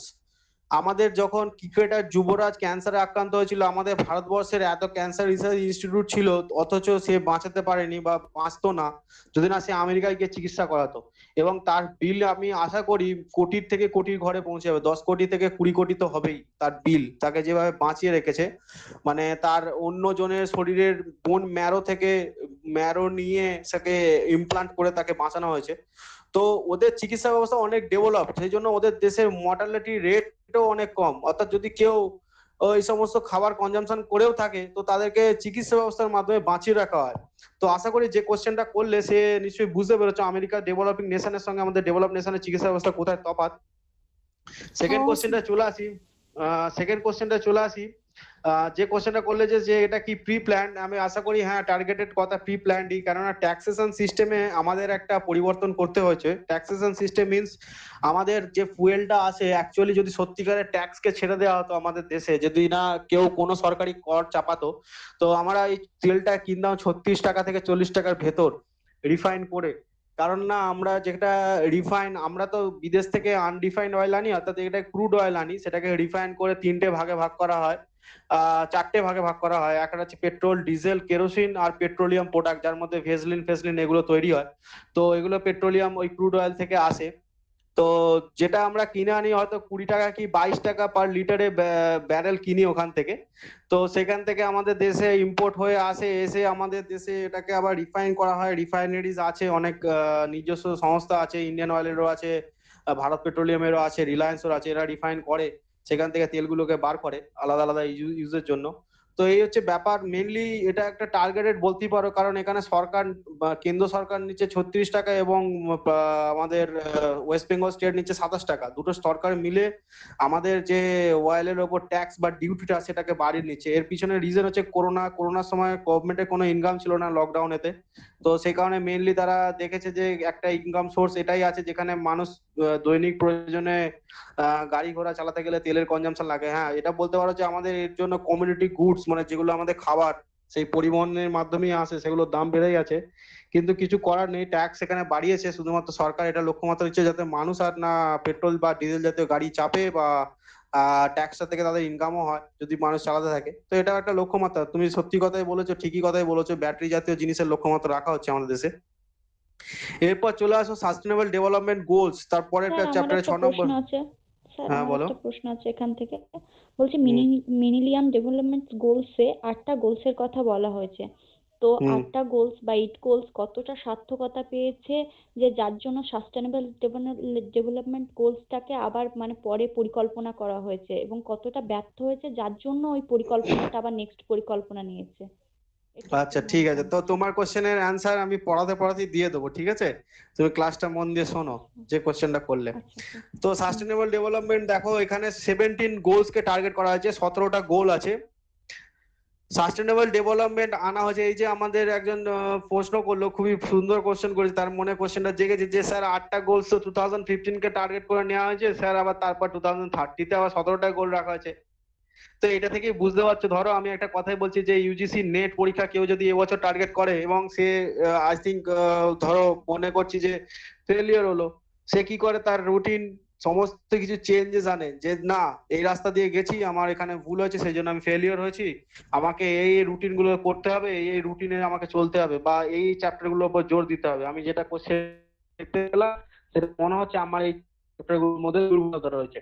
তো যখন যে কোশ্চেনটা করলে নিশ্চয়ই আন্দাজটা বুঝতে পারছো যে এই মিলিয়ন ডেভেলপমেন্টের আগে 2015-এ যেটা নেওয়া হয়েছিল সেটা নিশ্চয়ই ফেলিওর হয়েছে বলেই 17 গোলসকে ইনক্লুড করা হয়েছে। 17টা গোল নেওয়া হয়েছে, যেখানে 8টাতে গোলে কমপ্লিট হয়নি। গোটা ভারতবর্ষের গ্লোবাল, ভারতবর্ষের কথা বলছি, গোটা ওয়ার্ল্ড গ্লোবাল স্ট্যাটাসটা যেমন ছিল তার থেকে হয়তো আরো খারাপ হয়েছে, ডিগ্রেড হয়েছে। সেই কারণে সেখানে আবার 2030-কে টার্গেট রেখে 17টা গোল নেওয়া হয়েছে। নিশ্চয়ই কোশ্চেনটার অ্যান্সার বুঝতে পেরেছো? হ্যাঁ স্যার, তো সেটা আমরা বুঝতে এগোচ্ছি, পেরেছি। দেখো। আসলে ব্যাপারটা হচ্ছে কিছুটা স্যার, এখানে তো 8টা গোলস নেওয়া হয়েছে এবং গোলস গুলো তো চালু করার জন্য ইন্ডিয়াতে সেগুলো প্রয়োগ করা হয়েছে, এবং কতটা কিছুটা তো সার্থকতা পাবে তার মধ্যে, হয়তো সবটা সম্পূর্ণ সার্থকতা পায় না বলে আবার নেক্সট গোলস আনা হয়। এখন আমরা এবার কতটা পেয়েছে এবং বিলো কতটা পভার্টি পায়নি লেভেলে এখনো আমরা রয়েছি। চিলড্রেন এডুকেশনে আমরা অনেকেই পিছিয়ে আছি। আমাদের দেশে মিড ডে মিলের মতো পরিস্থিতি চালু করতে হয়, তার কারণ হচ্ছে আমাদের বাচ্চারাই খেতে পায় না। নিশ্চয়ই বুঝতে পারছো, এখন আমাদের মনরেগাকে চালু করতে হচ্ছে, কারণ অনেকের মানুষের হাতে পয়সা নেই। তো এগুলো লক্ষ্যমাত্রা রাখা হয়, কমপ্লিট করে উঠতে পারা যায় না। ঠিক আছে, বুঝতে পেরেছো? তো এই হচ্ছে ব্যাপার। দেখে নাও, 17টা গোল 2015 to 2030 এর মধ্যে রাখা হয়েছে। 169 টার্গেট দেখা হয়েছে 17টা গোলের মধ্যে। এরপরে দেখো 1 and 3 indicator use to measure the progress. এবার দেখো ইন্টার সিস্টেম চালু করা হয়েছে। ইন্ডিকেটর মিন একটা দেশকে 1 থেকে 3 এর মধ্যে রেটিং করা হবে। Use to measure the progress towards the reaching the target. মানে এতদিন পর্যন্ত আমরা যেটা করতাম সেটাতে কোনো রকম একটা রেটিং সিস্টেম করা হয়নি, এটাকে এবার রেটিং দেওয়া হবে। এবং 232 অ্যাপ্রুভ ইন্ডিকেটর দেওয়া হয়েছে, উইল মেজার দ্য কমপ্লিয়েন্স। মানে 232টা একটা ইন্ডিকেটর লক্ষ্যমাত্রা রাখা হয়েছে, যে যে জিনিসগুলোকে চেক করা হবে। The United Nations Development Program has been asked to provide easy understand list, target, fact, figure each of the 17 SDG 17 goal listed below. নিচে দেওয়া আছে, দেখাচ্ছি, পড়ছি আমি ওটাগুলো। Sub heading use 2 and 4 word phrases and that identify each goal directly below each goal, and question marks with the extra wording goal on in one sentence. The paragraph follow present information about the target. নিচে character নিয়ে just discussion দেওয়া আছে, দেখে নাও কি লেখা আছে। No poverty, আবার সেই একটা জিনিসকে টার্গেট করা হয়েছে, পভার্টি চলবে না। অর্থাৎ আমাদের ক্ষুধা যেটা রয়েছে দেশের, এখনো অনেক দেশের, আফ্রিকা, ইন্ডিয়ারও অনেক জায়গায়, সেটা পুরনো গোলেতেও ছিল, এখানেও ইনক্লুড করা হয়েছে। সেকেন্ড দেখো, পভার্টি এর মধ্যে অনেক তফাৎ। হাঙ্গার মিনস তোমার and hunger achieve food security. এখানে নো পভার্টি মানে হচ্ছে ক্ষুধাতে যে মারা যায়, মানে খেতেই পায় না। হাঙ্গার মিনস হাঙ্গার ও ক্ষুধা। কিন্তু এখানে কি করা হচ্ছে, ধরো আমি কথাই বলছি যে একটা লোক পভার্টি আর হাঙ্গারের মধ্যে তফাৎটা তোমরা বুঝে নাও। হাঙ্গার মানে হচ্ছে সে কিছুই খেতে পায় না, বলতে গেলে তার খাবারই জোটে না, সে মৃত্যু জয়কে চলে যাচ্ছে। পভার্টি মিনস ম্যাল নিউট্রিশনে ভোগে। নিউট্রিশন মিন কথাটা বলছে যে পোষক তত্ত্বটা দরকার সেটা থাকে না খাবারটার মধ্যে, অর্থাৎ যতটুকু প্রোটিন দরকার, যতটুকু কার্বোহাইড্রেট দরকার, যতটুকু ফ্যাট দরকার, সেটা থাকে না। তো হাঙ্গার আর পভার্টির মধ্যে কথাটা নিশ্চয়ই তোমরা বুঝতে পেরেছো।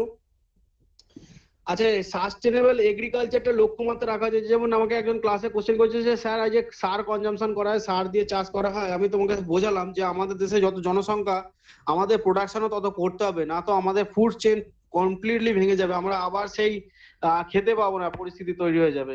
অর্থাৎ আমাদের যদি বলে এখন আমরা চাল, হয়তো ভালো চালটা কিনছি 30, 35 কি 40 টাকা একটা ভালো চাল কিনছি, যদি হঠাৎ করে একদিন এমন হলো একটা বছরে যদি চালটার দাম 200 টাকা কেজিতে চলে যায়, তাহলে মানুষ কিরকম সমস্যার মধ্যে পড়ে যাবে। যেমন গত বছর আমার মনে আছে, তোমাদের প্রত্যেকে মনে আছে কি জানি না, আলুর দাম চলে গেছিল 40-50 টাকার কাছাকাছি।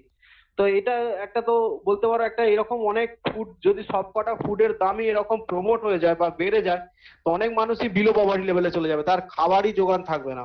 তো এইগুলো আমাদের এগ্রিকালচারকে ওই জন্য সাস্টেনেবল করা উচিত। লক্ষ্যমাত্রা রাখা হয়েছে good health and well being. হেলথকে আমাদের প্রমোট করা হচ্ছে। হেলথ মানে আমাদের শরীর সুস্বাস্থ্য, আমাদের চিকিৎসা অবস্থাকে প্রমোট করা হচ্ছে, এগুলো এই টার্গেট রাখা হয়েছে ওখানে। কোয়ালিটি এডুকেশন, এটা পুরোনো টার্গেটও ছিল, প্রত্যেককে প্রাইমারি একদম অবশ্যই দরকার। তো এখানে সেটাই আছে, ensure the inclusive and equitable quality education and promote life long learning opportunities for all, সবার জন্য। জেন্ডার ইকুয়ালিটি পুরনো ছিল, এখনো আছে। ক্লিন ওয়াটার অ্যান্ড স্যানিটেশন, এটা ছিল না, সেখানে এখানে ইনক্লুড হয়েছে, মানে যুক্ত হয়েছে। অ্যাফোর্ডেবল অ্যান্ড ক্লিন এনার্জি, সব থেকে কম খরচে যাতে আমরা এনার্জি ইউজ করতে পারি, এবং অ্যাফোর্ডেবল মানে কম দামে। যেমন আমরা এখন আমাদের ওয়েস্ট বেঙ্গল সার্কেলে যারা এনার্জি ইউজ করে, কনজাম্পশন করে, তারা দেখবে 5.5 টাকা থেকে 6 টাকা ইউনিট দেয়। তেমনই কলকাতাতে বা যারা সিএসসির মধ্যে থাকে তারা আবার 8 টাকা থেকে 9 টাকা ইউনিট দেয়। এটা অ্যাফোর্ডেবল নয়। এখানের থেকে অনেক কম খরচায় অনেক স্টেটেতে অনেক লোক এনার্জি কনজাম্পশন প্রাইস পায় আমাদের ওয়েস্ট বেঙ্গল থেকে। এই জন্য আমাদের দেশে ইন্ডাস্ট্রি, আমাদের ওয়েস্ট বেঙ্গলে ইন্ডাস্ট্রি আসতে চায় না, যেহেতু আমাদের এখানে ইলেকট্রিসিটির প্রাইসটা অনেক হাই। আমাদের ইন্ডাস্ট্রি অনেকের কারণই হচ্ছে এটা ডেভেলপমেন্ট প্লাস এই যে এনার্জির যে কস্ট, সেটার জন্য।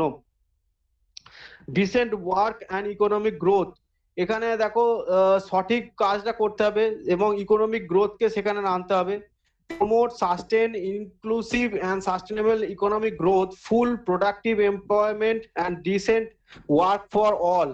দেখো আমাদের একটা সিম্পল কথা বলি, যদি কেউ কিছু মনে করো না এই ব্যাপারটা নিয়ে। যেমন আমাদের দেশে মনরেগা স্কিমটা চালু হয়েছে, জব কার্ডের স্কিমটা চালু করা হয়েছে। দেখবে অনেকে আছে যেখানে মাটি কাটা হচ্ছে, বর্ষার জল সেখানেই আবার ধুয়ে চলে যাচ্ছে।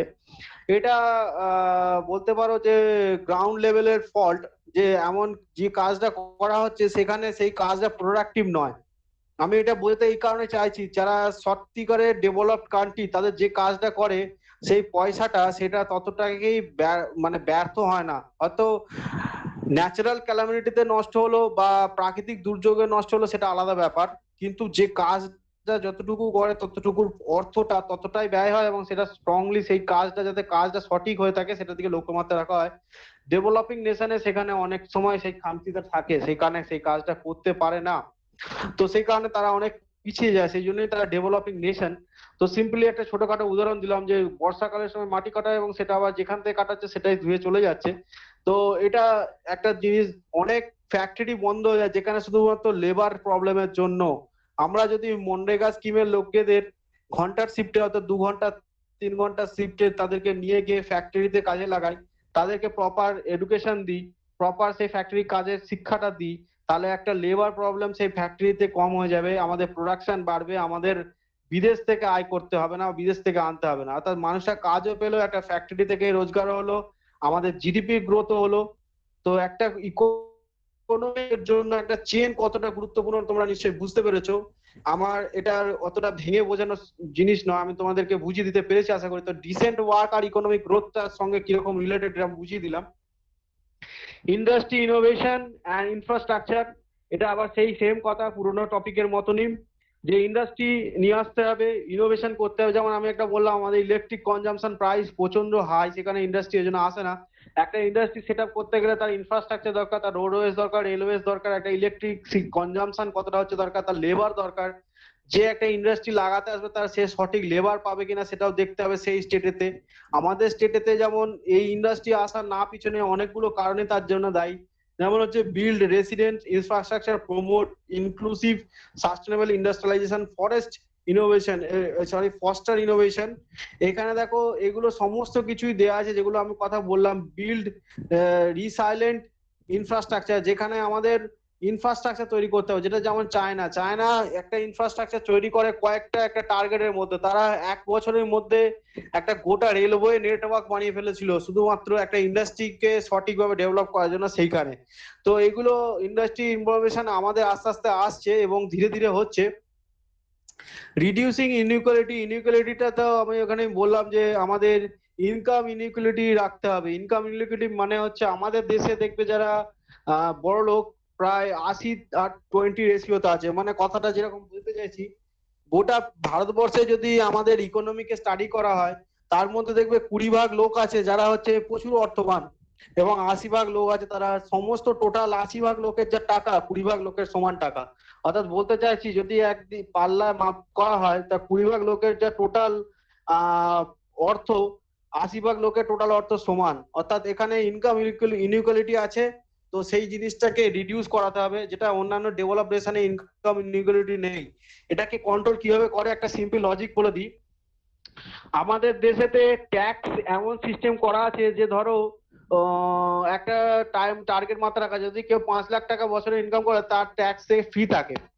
কিন্তু ডেভেলপ নেশনের একটা বলে দিই, যে যত ইনকাম করে তার তত বেশি ট্যাক্স। মানে আমি একটা কথা বলছি, যে আমেরিকায় যে লরি চালায় তার যা ইনকাম, আমেরিকায় যে একটা সরকারি জব করে তার সমান ইনকাম বা তার থেকে কম বলতে পারো। যে সরকারি চাকরি করে তার কম, এবং যে লরি চালায় সে মানে ওখানে লেবারকে উপর জোর দেওয়া হয়, অর্থাৎ যত যে খাটবে তার তত পয়সা। অর্থাৎ আমি একটা কথা বলি, যদি কেউ একজন সরকারি চাকরি 8 ঘন্টা ডিউটি করে আর একজন লরি ড্রাইভার যদি 12 ঘন্টা ডিউটি করে, ওখানে ঘন্টা হিসাবে পেমেন্ট দেওয়া হয়।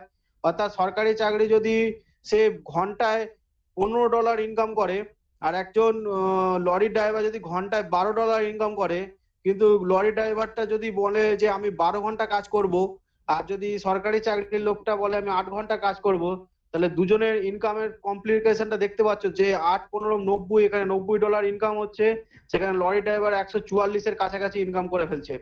তো এই যে ডিফারেন্সটা, সেটা হচ্ছে যতটা সে কাজ করছে তার উপর পেমেন্ট সিস্টেমটা করা আছে, নাকি তার পোস্টিং এর উপর পেমেন্ট করা হচ্ছে। তো ব্যাপারটা এটাই। তেমনই আবার লরি ড্রাইভার যেহেতু $144 ইনকাম করবো, তার ট্যাক্সটাও সেরকম ততটা বেশি পড়বে। অর্থাৎ কোনোভাবেই তুমি ইনকামের দিক দিয়ে কারোর থেকে সাপ্রেস করে রাখবে সেই ব্যাপারটা ডেভেলপ নেশনে নেই। অর্থাৎ ইনকাম ইনইকুয়ালিটি ওখানে নেই, এবং ওখানে সমস্ত কাজকেই মর্যাদা দেওয়া হয়। তো এই জন্যই তারা ডেভেলপ নেশন। তো এখানে ইনকাম ইনইকুয়ালিটি ব্যাপারটা আমি বোঝাতে পেরেছি। তারপর দেখো সাস্টেনেবল সিটিজ এন্ড কমিউনিটিজ, এখানে কি আছে, make cities human settlement inclusive safe and reliant. এখানে দেখো আমাদের সেফ থাকতে হবে। আমাদের দেশেতে অনেক সিটিজ আছে যেখানে আমরা অনেক সময় সেফ নয়, সেখানে যেমন আমাদের ওয়েস্ট বেঙ্গলে অনেক জায়গায় আছে যেখানে বলতে পারো যে মানে ইললিগাল অ্যাক্টিভিটিস আছে। কলকাতার মধ্যে অনেক জায়গায় ইললিগাল রাতের বেলা অ্যাক্টিভিটিস হয়, যেগুলো গভর্নমেন্ট জেনেও কিছু করে না। তো এরকম ইলিগাল অ্যাক্টিভিটিস আছে যেটা আমাদের ভেতর থেকে দেশকে নষ্ট করে দিচ্ছে। তো সেখানে সিটিজ আর হিউম্যান সেটেলমেন্ট সেফ থাকতে হবে, রিসাইলেন্ট থাকতে হবে, সাস্টেনেবল থাকতে হবে। আচ্ছা দেখো, responsible consumption and production NCO sustainable consumption and production pattern.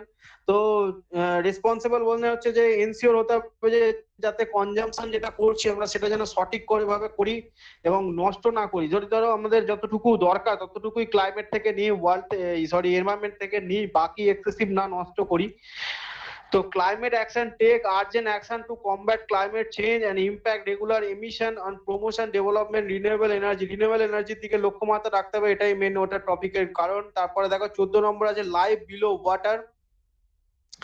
দেখো conserve and sustainability ocean seas marine resource sustain development. তো এখানে দেখো আমরা সি বা ওশেন থেকে যাতে ওয়াটার বডিজ নিয়ে রিসাইকেল করি, আরো তো কথাটা অনেকে শুনে থাকবে, রিভার্স অসমোসিস বলা হয় তাকে, সেটার মাধ্যমে আমরা লবণাক্ত জলকে মিষ্টি জলে কনভার্ট করতে পারি। এটা আমাদের নতুন টেকনোলজি এনেছে, যেটা ইসরায়েলও করে, ইসরায়েলের থেকে আমাদের দেশ নিয়েছে। তো ইসরায়েলের প্লান্ট লাগানো দেখে আমাদের দেশে গভর্নমেন্ট এটা আরো সিস্টেম, অনেক ওয়াটার বডিজ যেখানে আছে, যেখানে সমুদ্রের ধারে জায়গা, সেখানে সঠিক জল পায় না, সেখানে কাজে লাগায়। তো এই যেখানে বিলো ওয়াটারে লোক থাকে সেখানে কনজাম্পশন যাতে ওয়াটারে হয়, সেই মেরিন সাস্টেনেবল বা ওশেন থেকে তাদের এখানে কাজ করতে পারে, সেটার দিকে লক্ষ্যমাত্রা রাখা হচ্ছে। Life on land, protect the restore promote and sustainable use of terrestrial ecosystem, sustainability, manage forest, combat and desertification and halt rivers and degradation, halt and biodiversity loss. তো দেখো আমাদের যে বায়োডাইভার্সিটি লস সেটাকে কম করতে হবে, ফরেস্ট এবং তাদের অন্যান্য জিনিসকে সাস্টেনেবিলিটি রাখতে হবে, সেটা আমাদের লক্ষ্যমাত্রা রাখতে হবে যাতে এগুলো রিস্টোর করা যায়। যতটুকু নষ্ট করেছে সেটাকে যেন আবার ফিরিয়ে আনা হয় তাকে। Piece justice strong institution, promote peaceful inclusive science societies for the sustainable development, provide access justice for all and build effective accommodation, accountable and inclusive institution to all at all level। মানে এটা বলতে চাইছে যে যদি আমরা শান্তিপূর্ণভাবে বসবাস করি পৃথিবীতে, কোনো জায়গায় যুদ্ধ না হয় বা কোনো কিছু স্ট্রং ইনস্টিটিউশন যাতে থাকে পুরোটা মনিটর করার জন্য, যেটা আমাদের যেমন ইউনাইটেড নেশন রয়েছে, তো সেরকম যাতে থাকে, তাতে আমাদের কি হয়, অনেক সময় আমাদের লক্ষ্যমাত্রা গুলো সঠিকভাবে পূরণ হয়। তারপরে দেখো নেক্সট আছে হচ্ছে 17 নম্বর পয়েন্ট। 17 নম্বর পয়েন্টে বলছে এক সেকেন্ড দাঁড়াও। হ্যাঁ, পার্টনারশিপ গোল, এটা তো শুরুতেই প্রথমেই আছে। পার্টনারশিপ গোল্ডে নিয়ে আমি বলেছি, পার্টনারশিপ গোল মানে হচ্ছে সমস্ত দেশের সাথে পার্টনারশিপ করে গ্লোবাল পার্টনারশিপ এনে সেখানে স্ট্রেনদেন করা, যেখানে এনার্জি কনজাম্পশন কম করা যায়, নষ্ট যাতে না করা হয়, টেকনোলজি শেয়ারিং যাতে করা হয় এবং টেকনোলজি যাতে সঠিক মাত্রায় পাই। সেখানে আমাদের দেখো কিছু কিছু গভর্নমেন্ট নীতি আয়োগ এটা অ্যাটেন্ড করেছে, এগুলো টার্গেট রেখেছে 2018 Haryana become the first state to have India's annual budget focus on attends SGD within 3 year account action plan and 7 year strategy plan. তো এখানে হরিয়ানা প্রথমবার এসেছিল, প্রথম এসছে যেখানে 3 বছরের লক্ষ্যমাত্রা দিয়েছে এবং 7 বছরের স্ট্র্যাটেজি বানিয়েছে যাতে এটাকে ইমপ্লিমেন্ট করা যায়। তো এটা পড়ে নেবে, এখানে কিছুই সেরকম লেখা নেই, আমি শুধুমাত্র পার্টনারশিপ গোল নিয়ে আগে বলে দিচ্ছি, সেজন্য আর কিছু বললাম না। এরপর দেখো একটা টার্মস আছে, সেটা হচ্ছে অ্যানথ্রোপোজেনিক অ্যাক্টিভিটিস।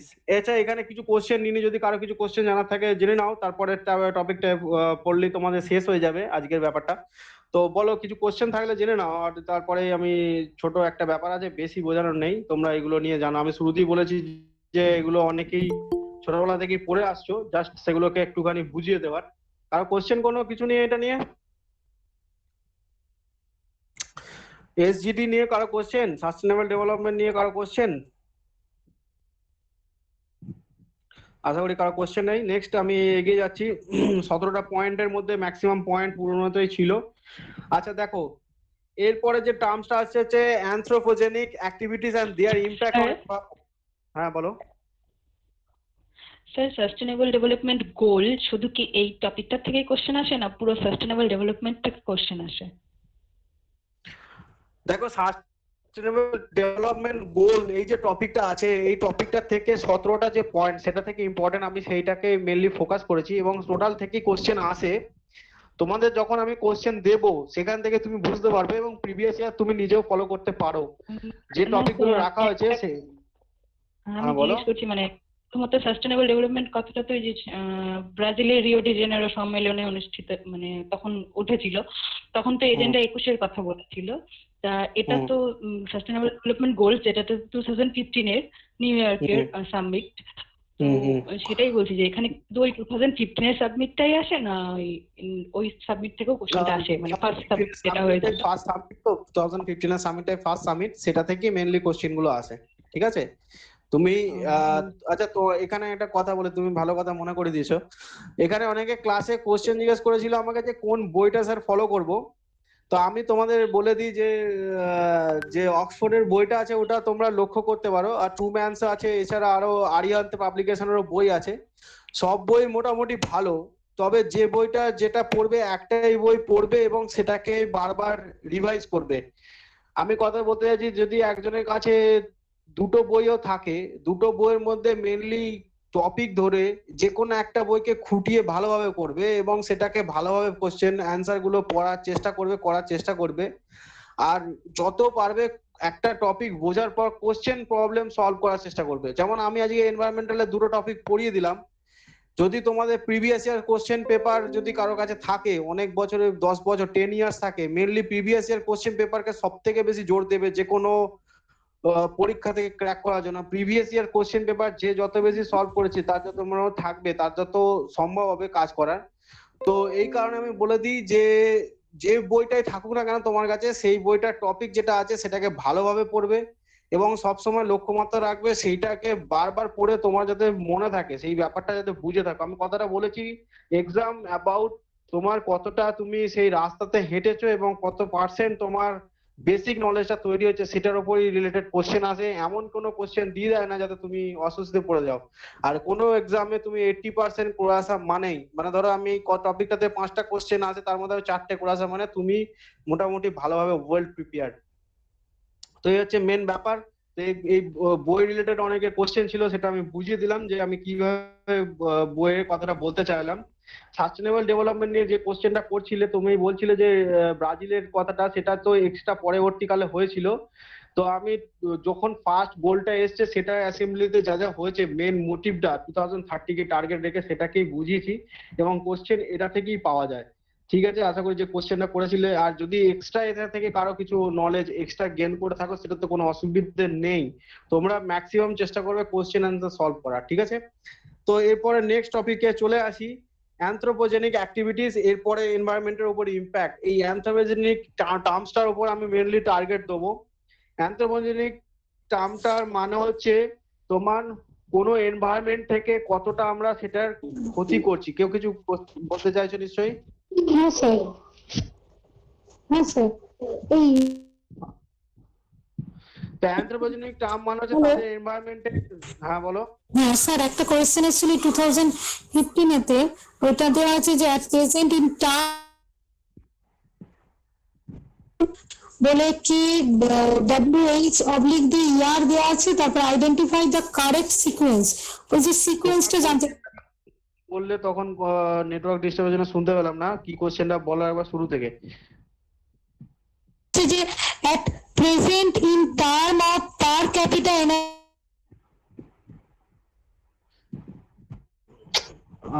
তোমার নেটওয়ার্কে ইস্যু হচ্ছে, যাই হোক আমি যেটা শুনতে পেলাম যে পার ক্যাপিটা ইনকাম নিয়ে কিছু একটা বলতে চাইছো। হ্যাঁ তো তো দেখো, এটা তো আজকের টপিকের এখানে ব্যাপারটা অতটা নেই, ওই ব্যাপারটা যখন আসবে আমি তোমাদের বলে দেবো। আর পার ক্যাপিটা ইনকামের কথাটা সেটা পরবর্তীকালে আসবে, ঠিক আছে? এটা এখানকার নয় বিষয়টা। আর তুমি কোশ্চেন তোমাদের যা কিছু প্রবলেম থাকবে সেটা এক সময় জড়ো করবে, আর সেটাকে ক্লাসের শেষে সোমেন স্যার বা কাউকে পাঠিয়ে দেবে, সেখান থেকে আমাকে ওরা প্রোভাইড করে দেয়, ঠিক আছে?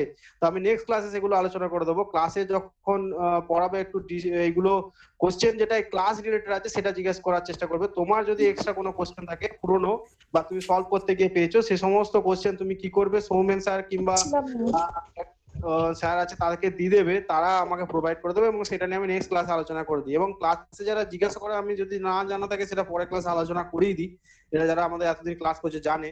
তো দেখো আমি নেক্সট টপিকে আসি, ক্লাসটার দিকে লক্ষ্য দাও। তো অ্যানথ্রোপোজেনিক অ্যাক্টিভিটিস মানে হচ্ছে এনভায়রনমেন্টাল, যেটা পরিবেশগতভাবে আমরা যেটাকে কনজাম্পশন করছি মানে ক্ষতি করছি, সেই অ্যাক্টিভিটিস এবং তার ইম্প্যাক্ট মানে হচ্ছে তার প্রভাবটা কি পড়ছে এনভায়রনমেন্টের উপর। কোনো কিছু জিনিসের ক্ষতি করার যে ইম্প্যাক্ট, সেটার উপর কি প্রবলেমটা হয় সেগুলো আমি এখানে তোমার বলার চেষ্টা করেছি। তো anthropogenic resulting from the influence of human beings on nature. Influence মানে আমাদের হিউম্যান বিংস এর নেচারের প্রতি যে প্রবলেমটা ক্রিয়েট করছে সেটা কি কারণ আছে সেটা দেখানো হয়েছে। Human impact on environment, anthropogenic impact on environment includes the changes biophysical environment, ecosystem, biodiversity, natural resources caused by directly, indirectly by humans, indicating global warming, environmental degradation such as ocean acidification, mass extinctions and biodiversity loss, ecological crisis, ecological collapse। তো এগুলো দেখো maximum কি হচ্ছে আমাদের যে consumption, আমি শুরুতেই class নেওয়ার সময় বলেছি যে এনার্জি কনজাম্পশন ইজ একটা যুদ্ধের মতো ব্যাপার চলে এসেছে আমাদের দেশে এবং প্লাস গ্লোবালে। তো সেখানে দেশে এবং গ্লোবালে এই প্রবলেমটার জন্য বায়োলজিক্যাল ইকোসিস্টেম, বায়োডাইভার্সিটি, নেচারের রিসোর্সের অনেক সমস্যা তৈরি করছে গ্লোবাল ওয়ার্মিং এই জিনিসগুলো। তো কিছু কিছু কজ আছে দেখো, এই তোমার অ্যানথ্রোপোজেনিক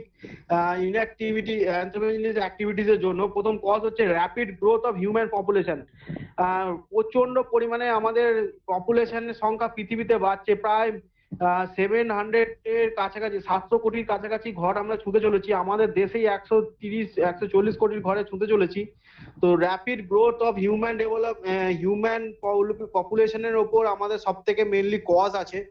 ইনক্রিজ ফুড প্রোডাকশন বাড়াতে হচ্ছে, এই যে যেমন একজন ক্লাসে কোশ্চেন করলো যে আমাদের যে খাবারটা খাওয়া উচিত না, বিষ জাতীয় খাবারই খেতে হচ্ছে, ফুড প্রোডাকশন এই কারণে বাড়াতে হচ্ছে। ইমপ্রুভমেন্ট পাবলিক হেলথকেও আমাদের অনেক টাকা খরচা হয়ে যায় ওয়াটার স্যানিটাইজেশনের জন্য। যদি ধরো আমাদের দেশেতে একটা যদি সিটিজেনশিপ বা তোমার পপুলেশন কন্ট্রোলের মতো থাকতো, তাহলে আমাদের প্রত্যেকের যে পার ক্যাপিটা ইনকাম নিয়ে একজন কথা বললে কোশ্চেনে, সেখানে আমি কথাটা বলে দিই, per capita income depends on the citizens and GDP of the country. অর্থাৎ একটা দেশের টোটাল আয় এবং টোটাল সিটিজেন, এটা টোটাল হিসেবে একটা ভাগ করা হয়। আমাদের দেশে এই কারণেই কম, আমাদের জনসংখ্যা। যদি আমাদের দেশে টোটাল টাকা এবং জনসংখ্যা দিয়ে ভাগ করা হয়, আমাদের তো পয়সা কমবেই, প্রত্যেকের হাতে কম পয়সায় আসবে। এটা তো একটা ফিস্টে বা কোনো অনুষ্ঠানে চাঁদা দিয়ে কোনো কাজ করার মতনই। ধরো একটা যদি জনসংখ্যা প্রত্যেক সংখ্যায় বাড়ে, তো প্রত্যেকের হয়তো চাঁদাটার ভাগটা কম পড়ে, আর যদি কম সংখ্যক লোক থাকে তাহলে চাঁদার সংখ্যাটা বেশি পড়ে। এটা তো উল্টো হয়। কিন্তু ডেভেলপ নেশনে সেটা আবার ডেভেলপিং নেশনের মধ্যে তফাৎ আছে। যেমন ধরো ডেভেলপ নেশনে যত জনসংখ্যা 32 কোটি যদি আমেরিকার জনসংখ্যা হয়, ওদের ইনকামটাও প্রচুর থাকে। তার কারণ হচ্ছে সেখানে জনসংখ্যা রেশিওতে ইনকাম আয় বেশি, মানে দেশের অর্থ সংখ্যাটা বেশি বলতে পারি। তো সেই কারণে একটা জনসংখ্যা একটা ভাইটাল ফ্যাক্টর একটা দেশ এবং একটা গ্লোবালে, আমাদের 700 কোটির ঘরে গ্লোবালে পৌঁছে যাচ্ছে।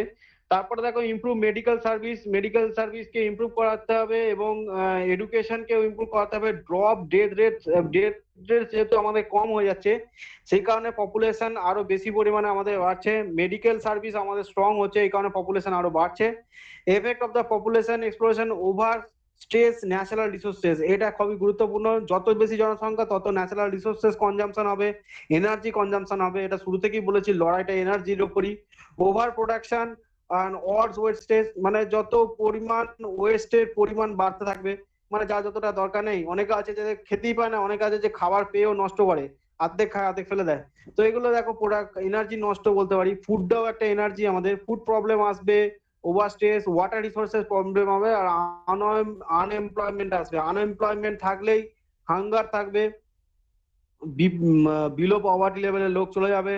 রোজগার না থাকলে কনজাম্পশন করতে পারবে না এনার্জি, এটা তো স্বাভাবিক ফ্যাক্ট। এই ওভার কনজাম্পশন নিয়ে আমি একটা কথা লিখে দিয়েছি এখানে। দেখো আমাদের যত কনজাম্পশন করব তত আমাদের কি হবে, প্ল্যানেটের ক্ষতি হবে, কোপ করতে পারবে না, আমাদের ন্যাচারাল রিসোর্সেস আস্তে আস্তে কমে যাবে। একটা সিম্পল এক্সাম্পল দিই, আর আমাদের পৃথিবীতে হয়তো 30 থেকে 40 বছরের ফুয়েল রয়েছে, জ্বালানি রয়েছে, যার পরে আমাদের নিজেদের শিফট করে যেতে হবে। এখানে 2-3টে কথা বলে দিই। যদি আমি মনে করি যদি মনে করি যে একটা প্ল্যানেট, একটা গোটা ওয়ার্ল্ড যেটা আমাদের আছে, এরকমই একটা প্ল্যানেট আছে অন্য জায়গায়, তো তাদের আমাদের থেকে বেশি টেকনোলজিক্যাল উন্নতি যদি হয়, তো তারা কি করেছে, প্ল্যানেটের বাইরে এনার্জিকে নিয়ে কনজাম্পশন করার চেষ্টা করছে। যেমন আমাদের আস্তে আস্তে ধীরে ধীরে ধাপে সেই দিকে এগোচ্ছি। যদি মনে করি যে প্ল্যানেটের মধ্যে থাকা এনার্জি আমরা যদি শেষ করে ফেলি, তাহলে আমাদের লাইফ শেষ হয়ে যাবে। কেননা যদি আমাদের পৃথিবী থেকে তেল কয়লা এগুলো আস্তে আস্তে কমে যায়, তাহলে আমরা যদি না নিজেদের ডেভেলপ করতে পারি, তাহলে আমরা কি করব, আমরা সেই পুরোনো জমানায় ফিরে যাব, বা আমাদের আর টিকে থাকাটাই অসম্ভব হয়ে যাবে। সেই কারণে আমরা কি করছি, সোলার সিস্টেমকে কাজে লাগাচ্ছি, উইন্ড সিস্টেমকে কাজে লাগাচ্ছি, বা অন্য কোনো ভাবে এনার্জিকে তৈরি করার চেষ্টা করছি, পারমাণবিক শক্তি বা অন্যান্য ভাবে ওয়াটার টাইডাল ওয়েভকে নিয়ে। তো যত আমরা ওভার কনজাম্পশন পৃথিবী বা আর্থ থেকে, নেচার থেকে কম করব, সেখানে আমাদের ওভার কনজাম্পশন কমে গেলে আমাদের এনার্জি লড়াইটাতে কি হবে, বেঁচে থাকার টাইম ডিউরেশনটা আমাদের বেঁচে থাকতে পারবো, আরো বেশি দিন আমরা পৃথিবীতে বাঁচতে পারবো। দেখো এফেক্ট অফ দ্য এনভায়রনমেন্টাল ডিগ্রেডেশনে কিছু কিছু ব্যাপার আছে। সেখানে দেখো লস অফ বায়োডাইভার্সিটি সব থেকে বড় গুরুত্বপূর্ণ। পরের টপিকে চলে গেছি আমি। তো দেখো human effect on biodiversity, population numbers, use land, lifestyle causing damage, habits, species, and most obvious the indicator of the biodiversity number, species and the planet। এটা আমি বলেছি শুরুর দিকে যে আস্তে আস্তে আমরা যত মাছ আমরা আগে বাজারে দেখতাম আরো কমে গেছে, মানে আমাদের পৃথিবী থেকে অনেক জিনিস বায়োডাইভার্সিটি ধীরে ধীরে নষ্ট হয়ে যাচ্ছে, অনেকে বিলুপ্ত হয়ে যাচ্ছে। তো যেমন আমাদের বাঘের সংখ্যা অনেক কমে গেছে আস্তে আস্তে, এখন এই রিসেন্টলি বেড়েছে, কিন্তু একটা সময় ছিল বাঘ আস্তে আস্তে বিলুপ্ত প্রায় প্রজাতির দিকে চলে যাচ্ছিল। তো এগুলো আমাদের লক্ষ্যমাত্রা রাখতে হবে, বায়োডাইভার্সিটি যাতে না নষ্ট হয়। গ্লোবাল ওয়ার্মিং তো সবাই জানো যে গ্লোবাল ওয়ার্মিং টার্মসটা কোত্থেকে এসছে, যে ধরো আমাদের পৃথিবীতে যতটা CO2 চাদর আছে, মানে কভার হয়ে গেছে, সেখানে আমাদের ধীরে ধীরে আস্তে আস্তে আমাদের কি হচ্ছে, যত পরিমাণ আমরা ফুয়েল কনজাম্পশন করছি, ফসিল ফুয়েল যত জ্বালাচ্ছি, তত CO2 হচ্ছে, এবং CO2 হওয়ার পর গ্রিন হাউস এফেক্টের জন্য গ্লোবাল ওয়ার্মিং তৈরি হচ্ছে। গ্রিন হাউস কথাটা বলে দিই, যে সমস্ত দেশ উইন্টার সিজন থাকে সেখানে কি করা হয়, একটা পলিথিনের কভার করে প্ল্যান্ট গুলোকে শক্তি দেওয়া হয়, মানে শক্তি মিন্স গরম রাখা হয়, পলিথিনের চাদরের মতো বিচ্ছিন্ন কভার করে দেওয়া হয় সেখানে চাষের জায়গাগুলোকে, যাতে কি হয়, সূর্যের আলো তো ঢুকতে পারে, কিন্তু সেখানে বেরোবার সময় সেই প্রবলেমের মধ্যে পড়ে, অর্থাৎ প্রবলেম বলতে সে ফিরে যেতে সহজে পারে না, তো সেই কারণে সেই জায়গাটা গরম হয়ে যায়। ঠিক সেই কনসেপ্টটাই আমাদের পৃথিবীর ওপর অ্যাপ্লাই হয়ে যাচ্ছে। এত আমাদের CO2 হয়ে গেছে যেতে একটা চাদরের সৃষ্টি হয়ে গেছে গোটা পৃথিবীর ওপর, এবং যে কারণে কি হয়েছে, আমাদের যত পরিমাণ এনার্জি সূর্য থেকে আসে সেটা আবার ফিরে যেতে পারছে না, যে কারণে আমাদের পৃথিবীর টেম্পারেচার বেড়ে যাচ্ছে। Just like as green house effect, যে কারণে গ্লোবাল ওয়ার্মিং হচ্ছে এবং CO2 সেখানে সব থেকে বেশি যায়। আমি ইন্ডাস্ট্রিয়ালাইজেশন, এগ্রিকালচার এগুলো তো তার মধ্যে আছে। হ্যাবিটেট ডিস্ট্রাকশন মিনস আমাদের যে সমস্ত হ্যাবিটেট আছে, ন্যাচারাল হ্যাবিটেট, এটা ইনক্যাপেবল সাপোর্টিং নেটিভ স্পিসিস, এগুলো প্রোগ্রেস কি করছে যে তারা ডিসপ্লেস হয়ে যাচ্ছে, অর্থাৎ ডিস্ট্রয় হয়ে যাচ্ছে না, তো সরে যাচ্ছে। যেমন আমি একটা কথা বলি, আজকে যদি নর্থ পোল সাউথ পোলে যারা বরফের তলায় বসবাস করে যে সমস্ত প্রাণীগুলো, বা সমুদ্রেতে যারা গরম জায়গায় থাকতো, তারা আস্তে আস্তে কি হচ্ছে, এত পরিমাণ টেম্পারেচার বেড়ে যাচ্ছে, তারা আরো নিচে চলে যাচ্ছে, অর্থাৎ হ্যাবিট একটা জায়গায় বসবাস করতো সেখান থেকে সরে যাচ্ছে। জঙ্গল কাটার ফলে অনেক প্রাণী, যেখানে যারা জঙ্গলে বসবাস করছো তারা সেই জায়গায় অনেক লোকালয়ে চলে আসছে। যেমন সিম্পল এক্সাম্পল দিই, লকডাউনের সময় অনেক প্রাণী দেখবে রাস্তায় ঘোরাফেরা করতে দেখা গেছে। এর কারণ কি, মানুষ যখন ঘরের মধ্যে বন্দি, তারা নিজেরা স্বাচ্ছন্দ্য বোধ করেছে, পৃথিবীর একটা চেঞ্জেস এর মধ্যে দিয়ে গেছে, যেখানে তারা মনে করেছে যে যেখানে আমাদের বিচরণ ভূমি ছিল এক সময়, সেখানে আমাদের আবার ফিরে আসতে পেরেছি। ল্যান্ড ডিগ্রেডেশন সেটা এখনো হয়, যে গতকাল না কবে টিভিতে দেখাচ্ছিল, ধীরে ধীরে নদী গর্ভে, তোমার গঙ্গা নদী গর্ভে অনেক জমি বা নষ্ট হয়ে যাচ্ছে। এই ল্যান্ড ডিগ্রেডেশনের মেন কারণ হচ্ছে ডিফরেস্টেশন, অর্থাৎ গাছ কেটে ফেলা। আমরা জানি গাছ একটা মাটিকে স্ট্রংলি ধরে রাখতে সাহায্য করে। তো ল্যান্ড ডিগ্রেডেশনের ফলে আমাদের গ্লোবাল প্রবলেম কি হচ্ছে, যদি মনে করি আমাদের ভারতবর্ষের 3 দিক সমুদ্র, ধীরে ধীরে যদি জমি ক্ষয়তে শুরু করে সমুদ্রের কারণে, তাহলে কি হবে, একটা সময় আমাদের রেসিডেন্ট হাউসই থাকবে না, অর্থাৎ আমাদের পৃথিবীর জমিটাই থাকবে না। আর তার উপর তোমার হচ্ছে যদি ধীরে ধীরে বরফের জল গলতে শুরু করে, তাহলে সমুদ্রের জলের লেয়ার বেড়ে যাবে। এর ফলে কি হবে, ধীরে ধীরে সমুদ্র আস্তে আস্তে জলভূমি জমিগুলোকে গ্রাস করবে, অর্থাৎ 30% ল্যান্ড থেকে 25% হয়ে গেলেই আমাদের 700 কোটি লোক গোটা পৃথিবীতে রয়েছে, তাহলে থাকার প্রবলেম অনেক সৃষ্টি হবে, প্লাস চাষের তো প্রবলেম থাকবেই। সিম্পলি একটা বলে দিই যে এই কিছুদিন আগে ঝড়েতে যারা সুন্দরবন এলাকায় বাড়ি, তারা নিশ্চয়ই জানো তাদের জমিগুলোতে নোনা জল ঢুকে গিয়ে লবণাক্ত হয়ে গেছে, তো সেখানেই চাষের প্রবলেম সৃষ্টি হচ্ছে। তো যদি সমুদ্রের জল আস্তে আস্তে আমাদের চাষের জমিতে ঢুকতে শুরু করে, তাহলে আমাদের চাষাবাদেরও প্রবলেম হবে। আচ্ছা, ওশেন অ্যাসিডিফিকেশন, এটার প্রধান কারণ হচ্ছে CO2। জানি আমরা CO2 সঙ্গে ক্লাইমেট এবং বৃষ্টির জল পড়ে আর থান্ডারস্টর্ম, অর্থাৎ বিদ্যুতের ঝলকানিতে একটা কার্বনিক অ্যাসিড তৈরি হয়, যেটা ওশেনের জলকে কি করছে, কার্বন ডাই অক্সাইডের যে সৃষ্টিটা তৈরি হচ্ছে, সেটা থেকে আমাদের কি হচ্ছে, ধীরে ধীরে তোমার ওশেনের জল হচ্ছে তোমার অ্যাসিডিক হয়ে যাচ্ছে। অ্যাসিডিক মিন অ্যাসিড মানে তোমরা বুঝতেই পারছো অ্যাসিডিক টার্মসটা কি বলতে চাইছি, যেটার জন্য আমাদের স্টোন ক্যান্সার হয়ে থাকে। আরেকবার বলবেন, কথাটা কেটে গেল, আমি শুনতে পারলাম না। ওশেন অ্যাসিডিফিকেশনের প্রধান কারণ হচ্ছে CO2 এবং বৃষ্টির জল। আর যদি থান্ডারস্টর্ম অর্থাৎ বজ্র বিদ্যুৎ হয়, তাহলে একটা কি হয়, তোমার যেমন আমাদের ল্যাবরেটরিতে অ্যাসিড সৃষ্টি তৈরি হয়, আর ল্যাবরেটরিতে অ্যাসিড সৃষ্টি করতে গেলে যে নেচারটা দরকার সেটা প্রকৃতিতে চলে আসছে, অর্থাৎ CO2, জল এবং থান্ডারস্টর্ম এটা মিলে একটা অ্যাসিডিক নেচার তৈরি করছে, যেটা বৃষ্টির আকারে সমুদ্রের জলেতে পড়ছে। সেটার ফলে কি হচ্ছে, ওশেনে অ্যাসিড তৈরি হচ্ছে, অর্থাৎ ওশেনে জল তোমার অ্যাসিডিক হয়ে যাচ্ছে। আবার যদি কোনো কিছু অ্যাসিডিক হয়ে যায়, তাহলে কি হয়, সেখানে যে সমস্ত বায়োডাইভার্সিটি আছে সেটা নষ্ট হয়, প্রথম কথা। 2 নম্বর কথা, ওই ওশেনের জল যদি আমাদের জমি বা কোনো চাষের জমিতে আসে, সেখানে আমাদের চাষের জমিকেও ক্ষতি করে। আচ্ছা, 3 নম্বর হচ্ছে স্টোন ক্যান্সার বলে একটা জিনিস আছে, তোমরা নিশ্চয়ই পড়েছো, যে আমাদের তাজমহল যে মার্বেল, সেখানে ও অ্যাসিড রেনের জন্য কি হয়, সেখানে আস্তে আস্তে পাথরগুলোতে ক্ষয় দেখা দিচ্ছে। এইটাও হচ্ছে সেই কারণে দায়ী CO2, কার্বন ডাই অক্সাইড এটার জন্য দায়ী। তো এই ওশেন অ্যাসিডিফিকেশন হয়েছে। ওয়াটার ডিগ্রেডেশন, এটার ব্যাপারটা কি, যে আস্তে আস্তে আমাদের যে মিষ্টি জল, এটা থেকে 1 to 2% আছে। আমাদের যদি 70% জল থাকে, তার মধ্যে খাবার পানীয় জল আছে 1 to 2%।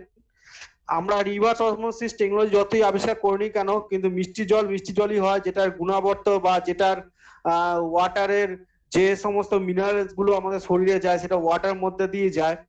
এবার যদি আর্থের এইরকম বায়োডাইভার্সিটি বা অন্যান্য জিনিস ডিগ্রেডেশন হতে থাকে, তার মানে ওয়াটারও সেখানে অনেকটা সময় নষ্ট হয়ে যাচ্ছে, অর্থাৎ ওয়াটার প্রপার মিনারেল জল, অর্থাৎ সঠিক জল পাওয়া আমাদের স্ট্রংলি সত্যিকারের সম্ভব হয় না। তোমরা একটা কোম্পানির নাম শুনে থাকবে, হিমালয়ান কোম্পানি মিনারেল ওয়াটার বাজারে আসে, সে নামটা তার পিছনে কারণ দিয়েছিল, এটার যে লজিক, যে সব থেকে বেশি মিনারেল জল আমাদের পৃথিবীতে আসা হচ্ছে ঝর্ণার জল। অর্থাৎ তুমি যদি পাহাড় থেকে ঝর্ণার জল পান করো, বর্তমানে তো এখন সেখানে অনেক ঝর্ণা আছে মানুষের কারণে নোংরা হয়ে গেছে, কিন্তু আমি পুরোনো দিনের কথা বলছি। আমি শুরুতেই বলেছিলাম অনেক লোক আছে যারা হিমালয়ে থাকে, তারা অনেকদিন দীর্ঘদিন বাঁচে। তো ঝর্ণার জল হচ্ছে সত্যিকারের মিনারেল জল, যেটা শরীরের কোনো রকম ক্ষতি করে না। আর জলই হচ্ছে এমন একটা জিনিস যেটা সব থেকে বেশি রোগের কারণ। আমাদের হিউম্যানের রোগ বা সমস্ত কিছু রোগ আসে ম্যাক্সিমাম জলবাহিত রোগ, সেটার সঙ্গে জলের একটা রিলেশন থাকে। তো সমস্ত ব্যাপারটাই ওয়াটারের উপর ডিপেন্ডেন্সির উপর থাকে। তো আশা করি আজকের ক্লাসটা তোমরা বুঝতে পেরেছো। এই টপিক গুলো তোমরা পড়বে এবং পড়ে নিজেরাও যদি প্রিভিয়াস ইয়ার কোশ্চেন দেখো সেটা স্যারেদের জানাবে। আশা করি এই ব্যাপারগুলো ক্লিয়ার হয়েছে। আজকে যে টপিকটা দুটো ইউনিট ছিল, 9 নম্বর ইউনিটের দুটো যে মেন টপিক ছিল সেগুলো পড়ালাম। এখান থেকে যদি কারো কোশ্চেন থাকে কোশ্চেন করতে পারো। আর যদি ধরো এই ক্লাসের রিলেটেড কোশ্চেন নয় অথচ প্রিভিয়াস ইয়ার কোশ্চেন সলভ করতে গিয়ে তুমি পেয়েছো, তো সৌমেন স্যার বা অন্যান্য স্যারদের কাছে কোশ্চেন গুলো পাঠাবে, ওরা আমাদেরকে শেয়ার করে দেয়। আমি সেটা নেক্সট ক্লাসে আলোচনা করে দিই। যার যেটা কোশ্চেনের নাম লিখবে, নাম লিখে পাঠিয়ে দেবে এই কোশ্চেনটা তুমি জিজ্ঞেস করেছো, তো আমি বুঝতে পেরে যাব। তো যাই হোক, বলো কেউ কিছু কোশ্চেন করবে কিনা ক্লাস থেকে? Hello sir.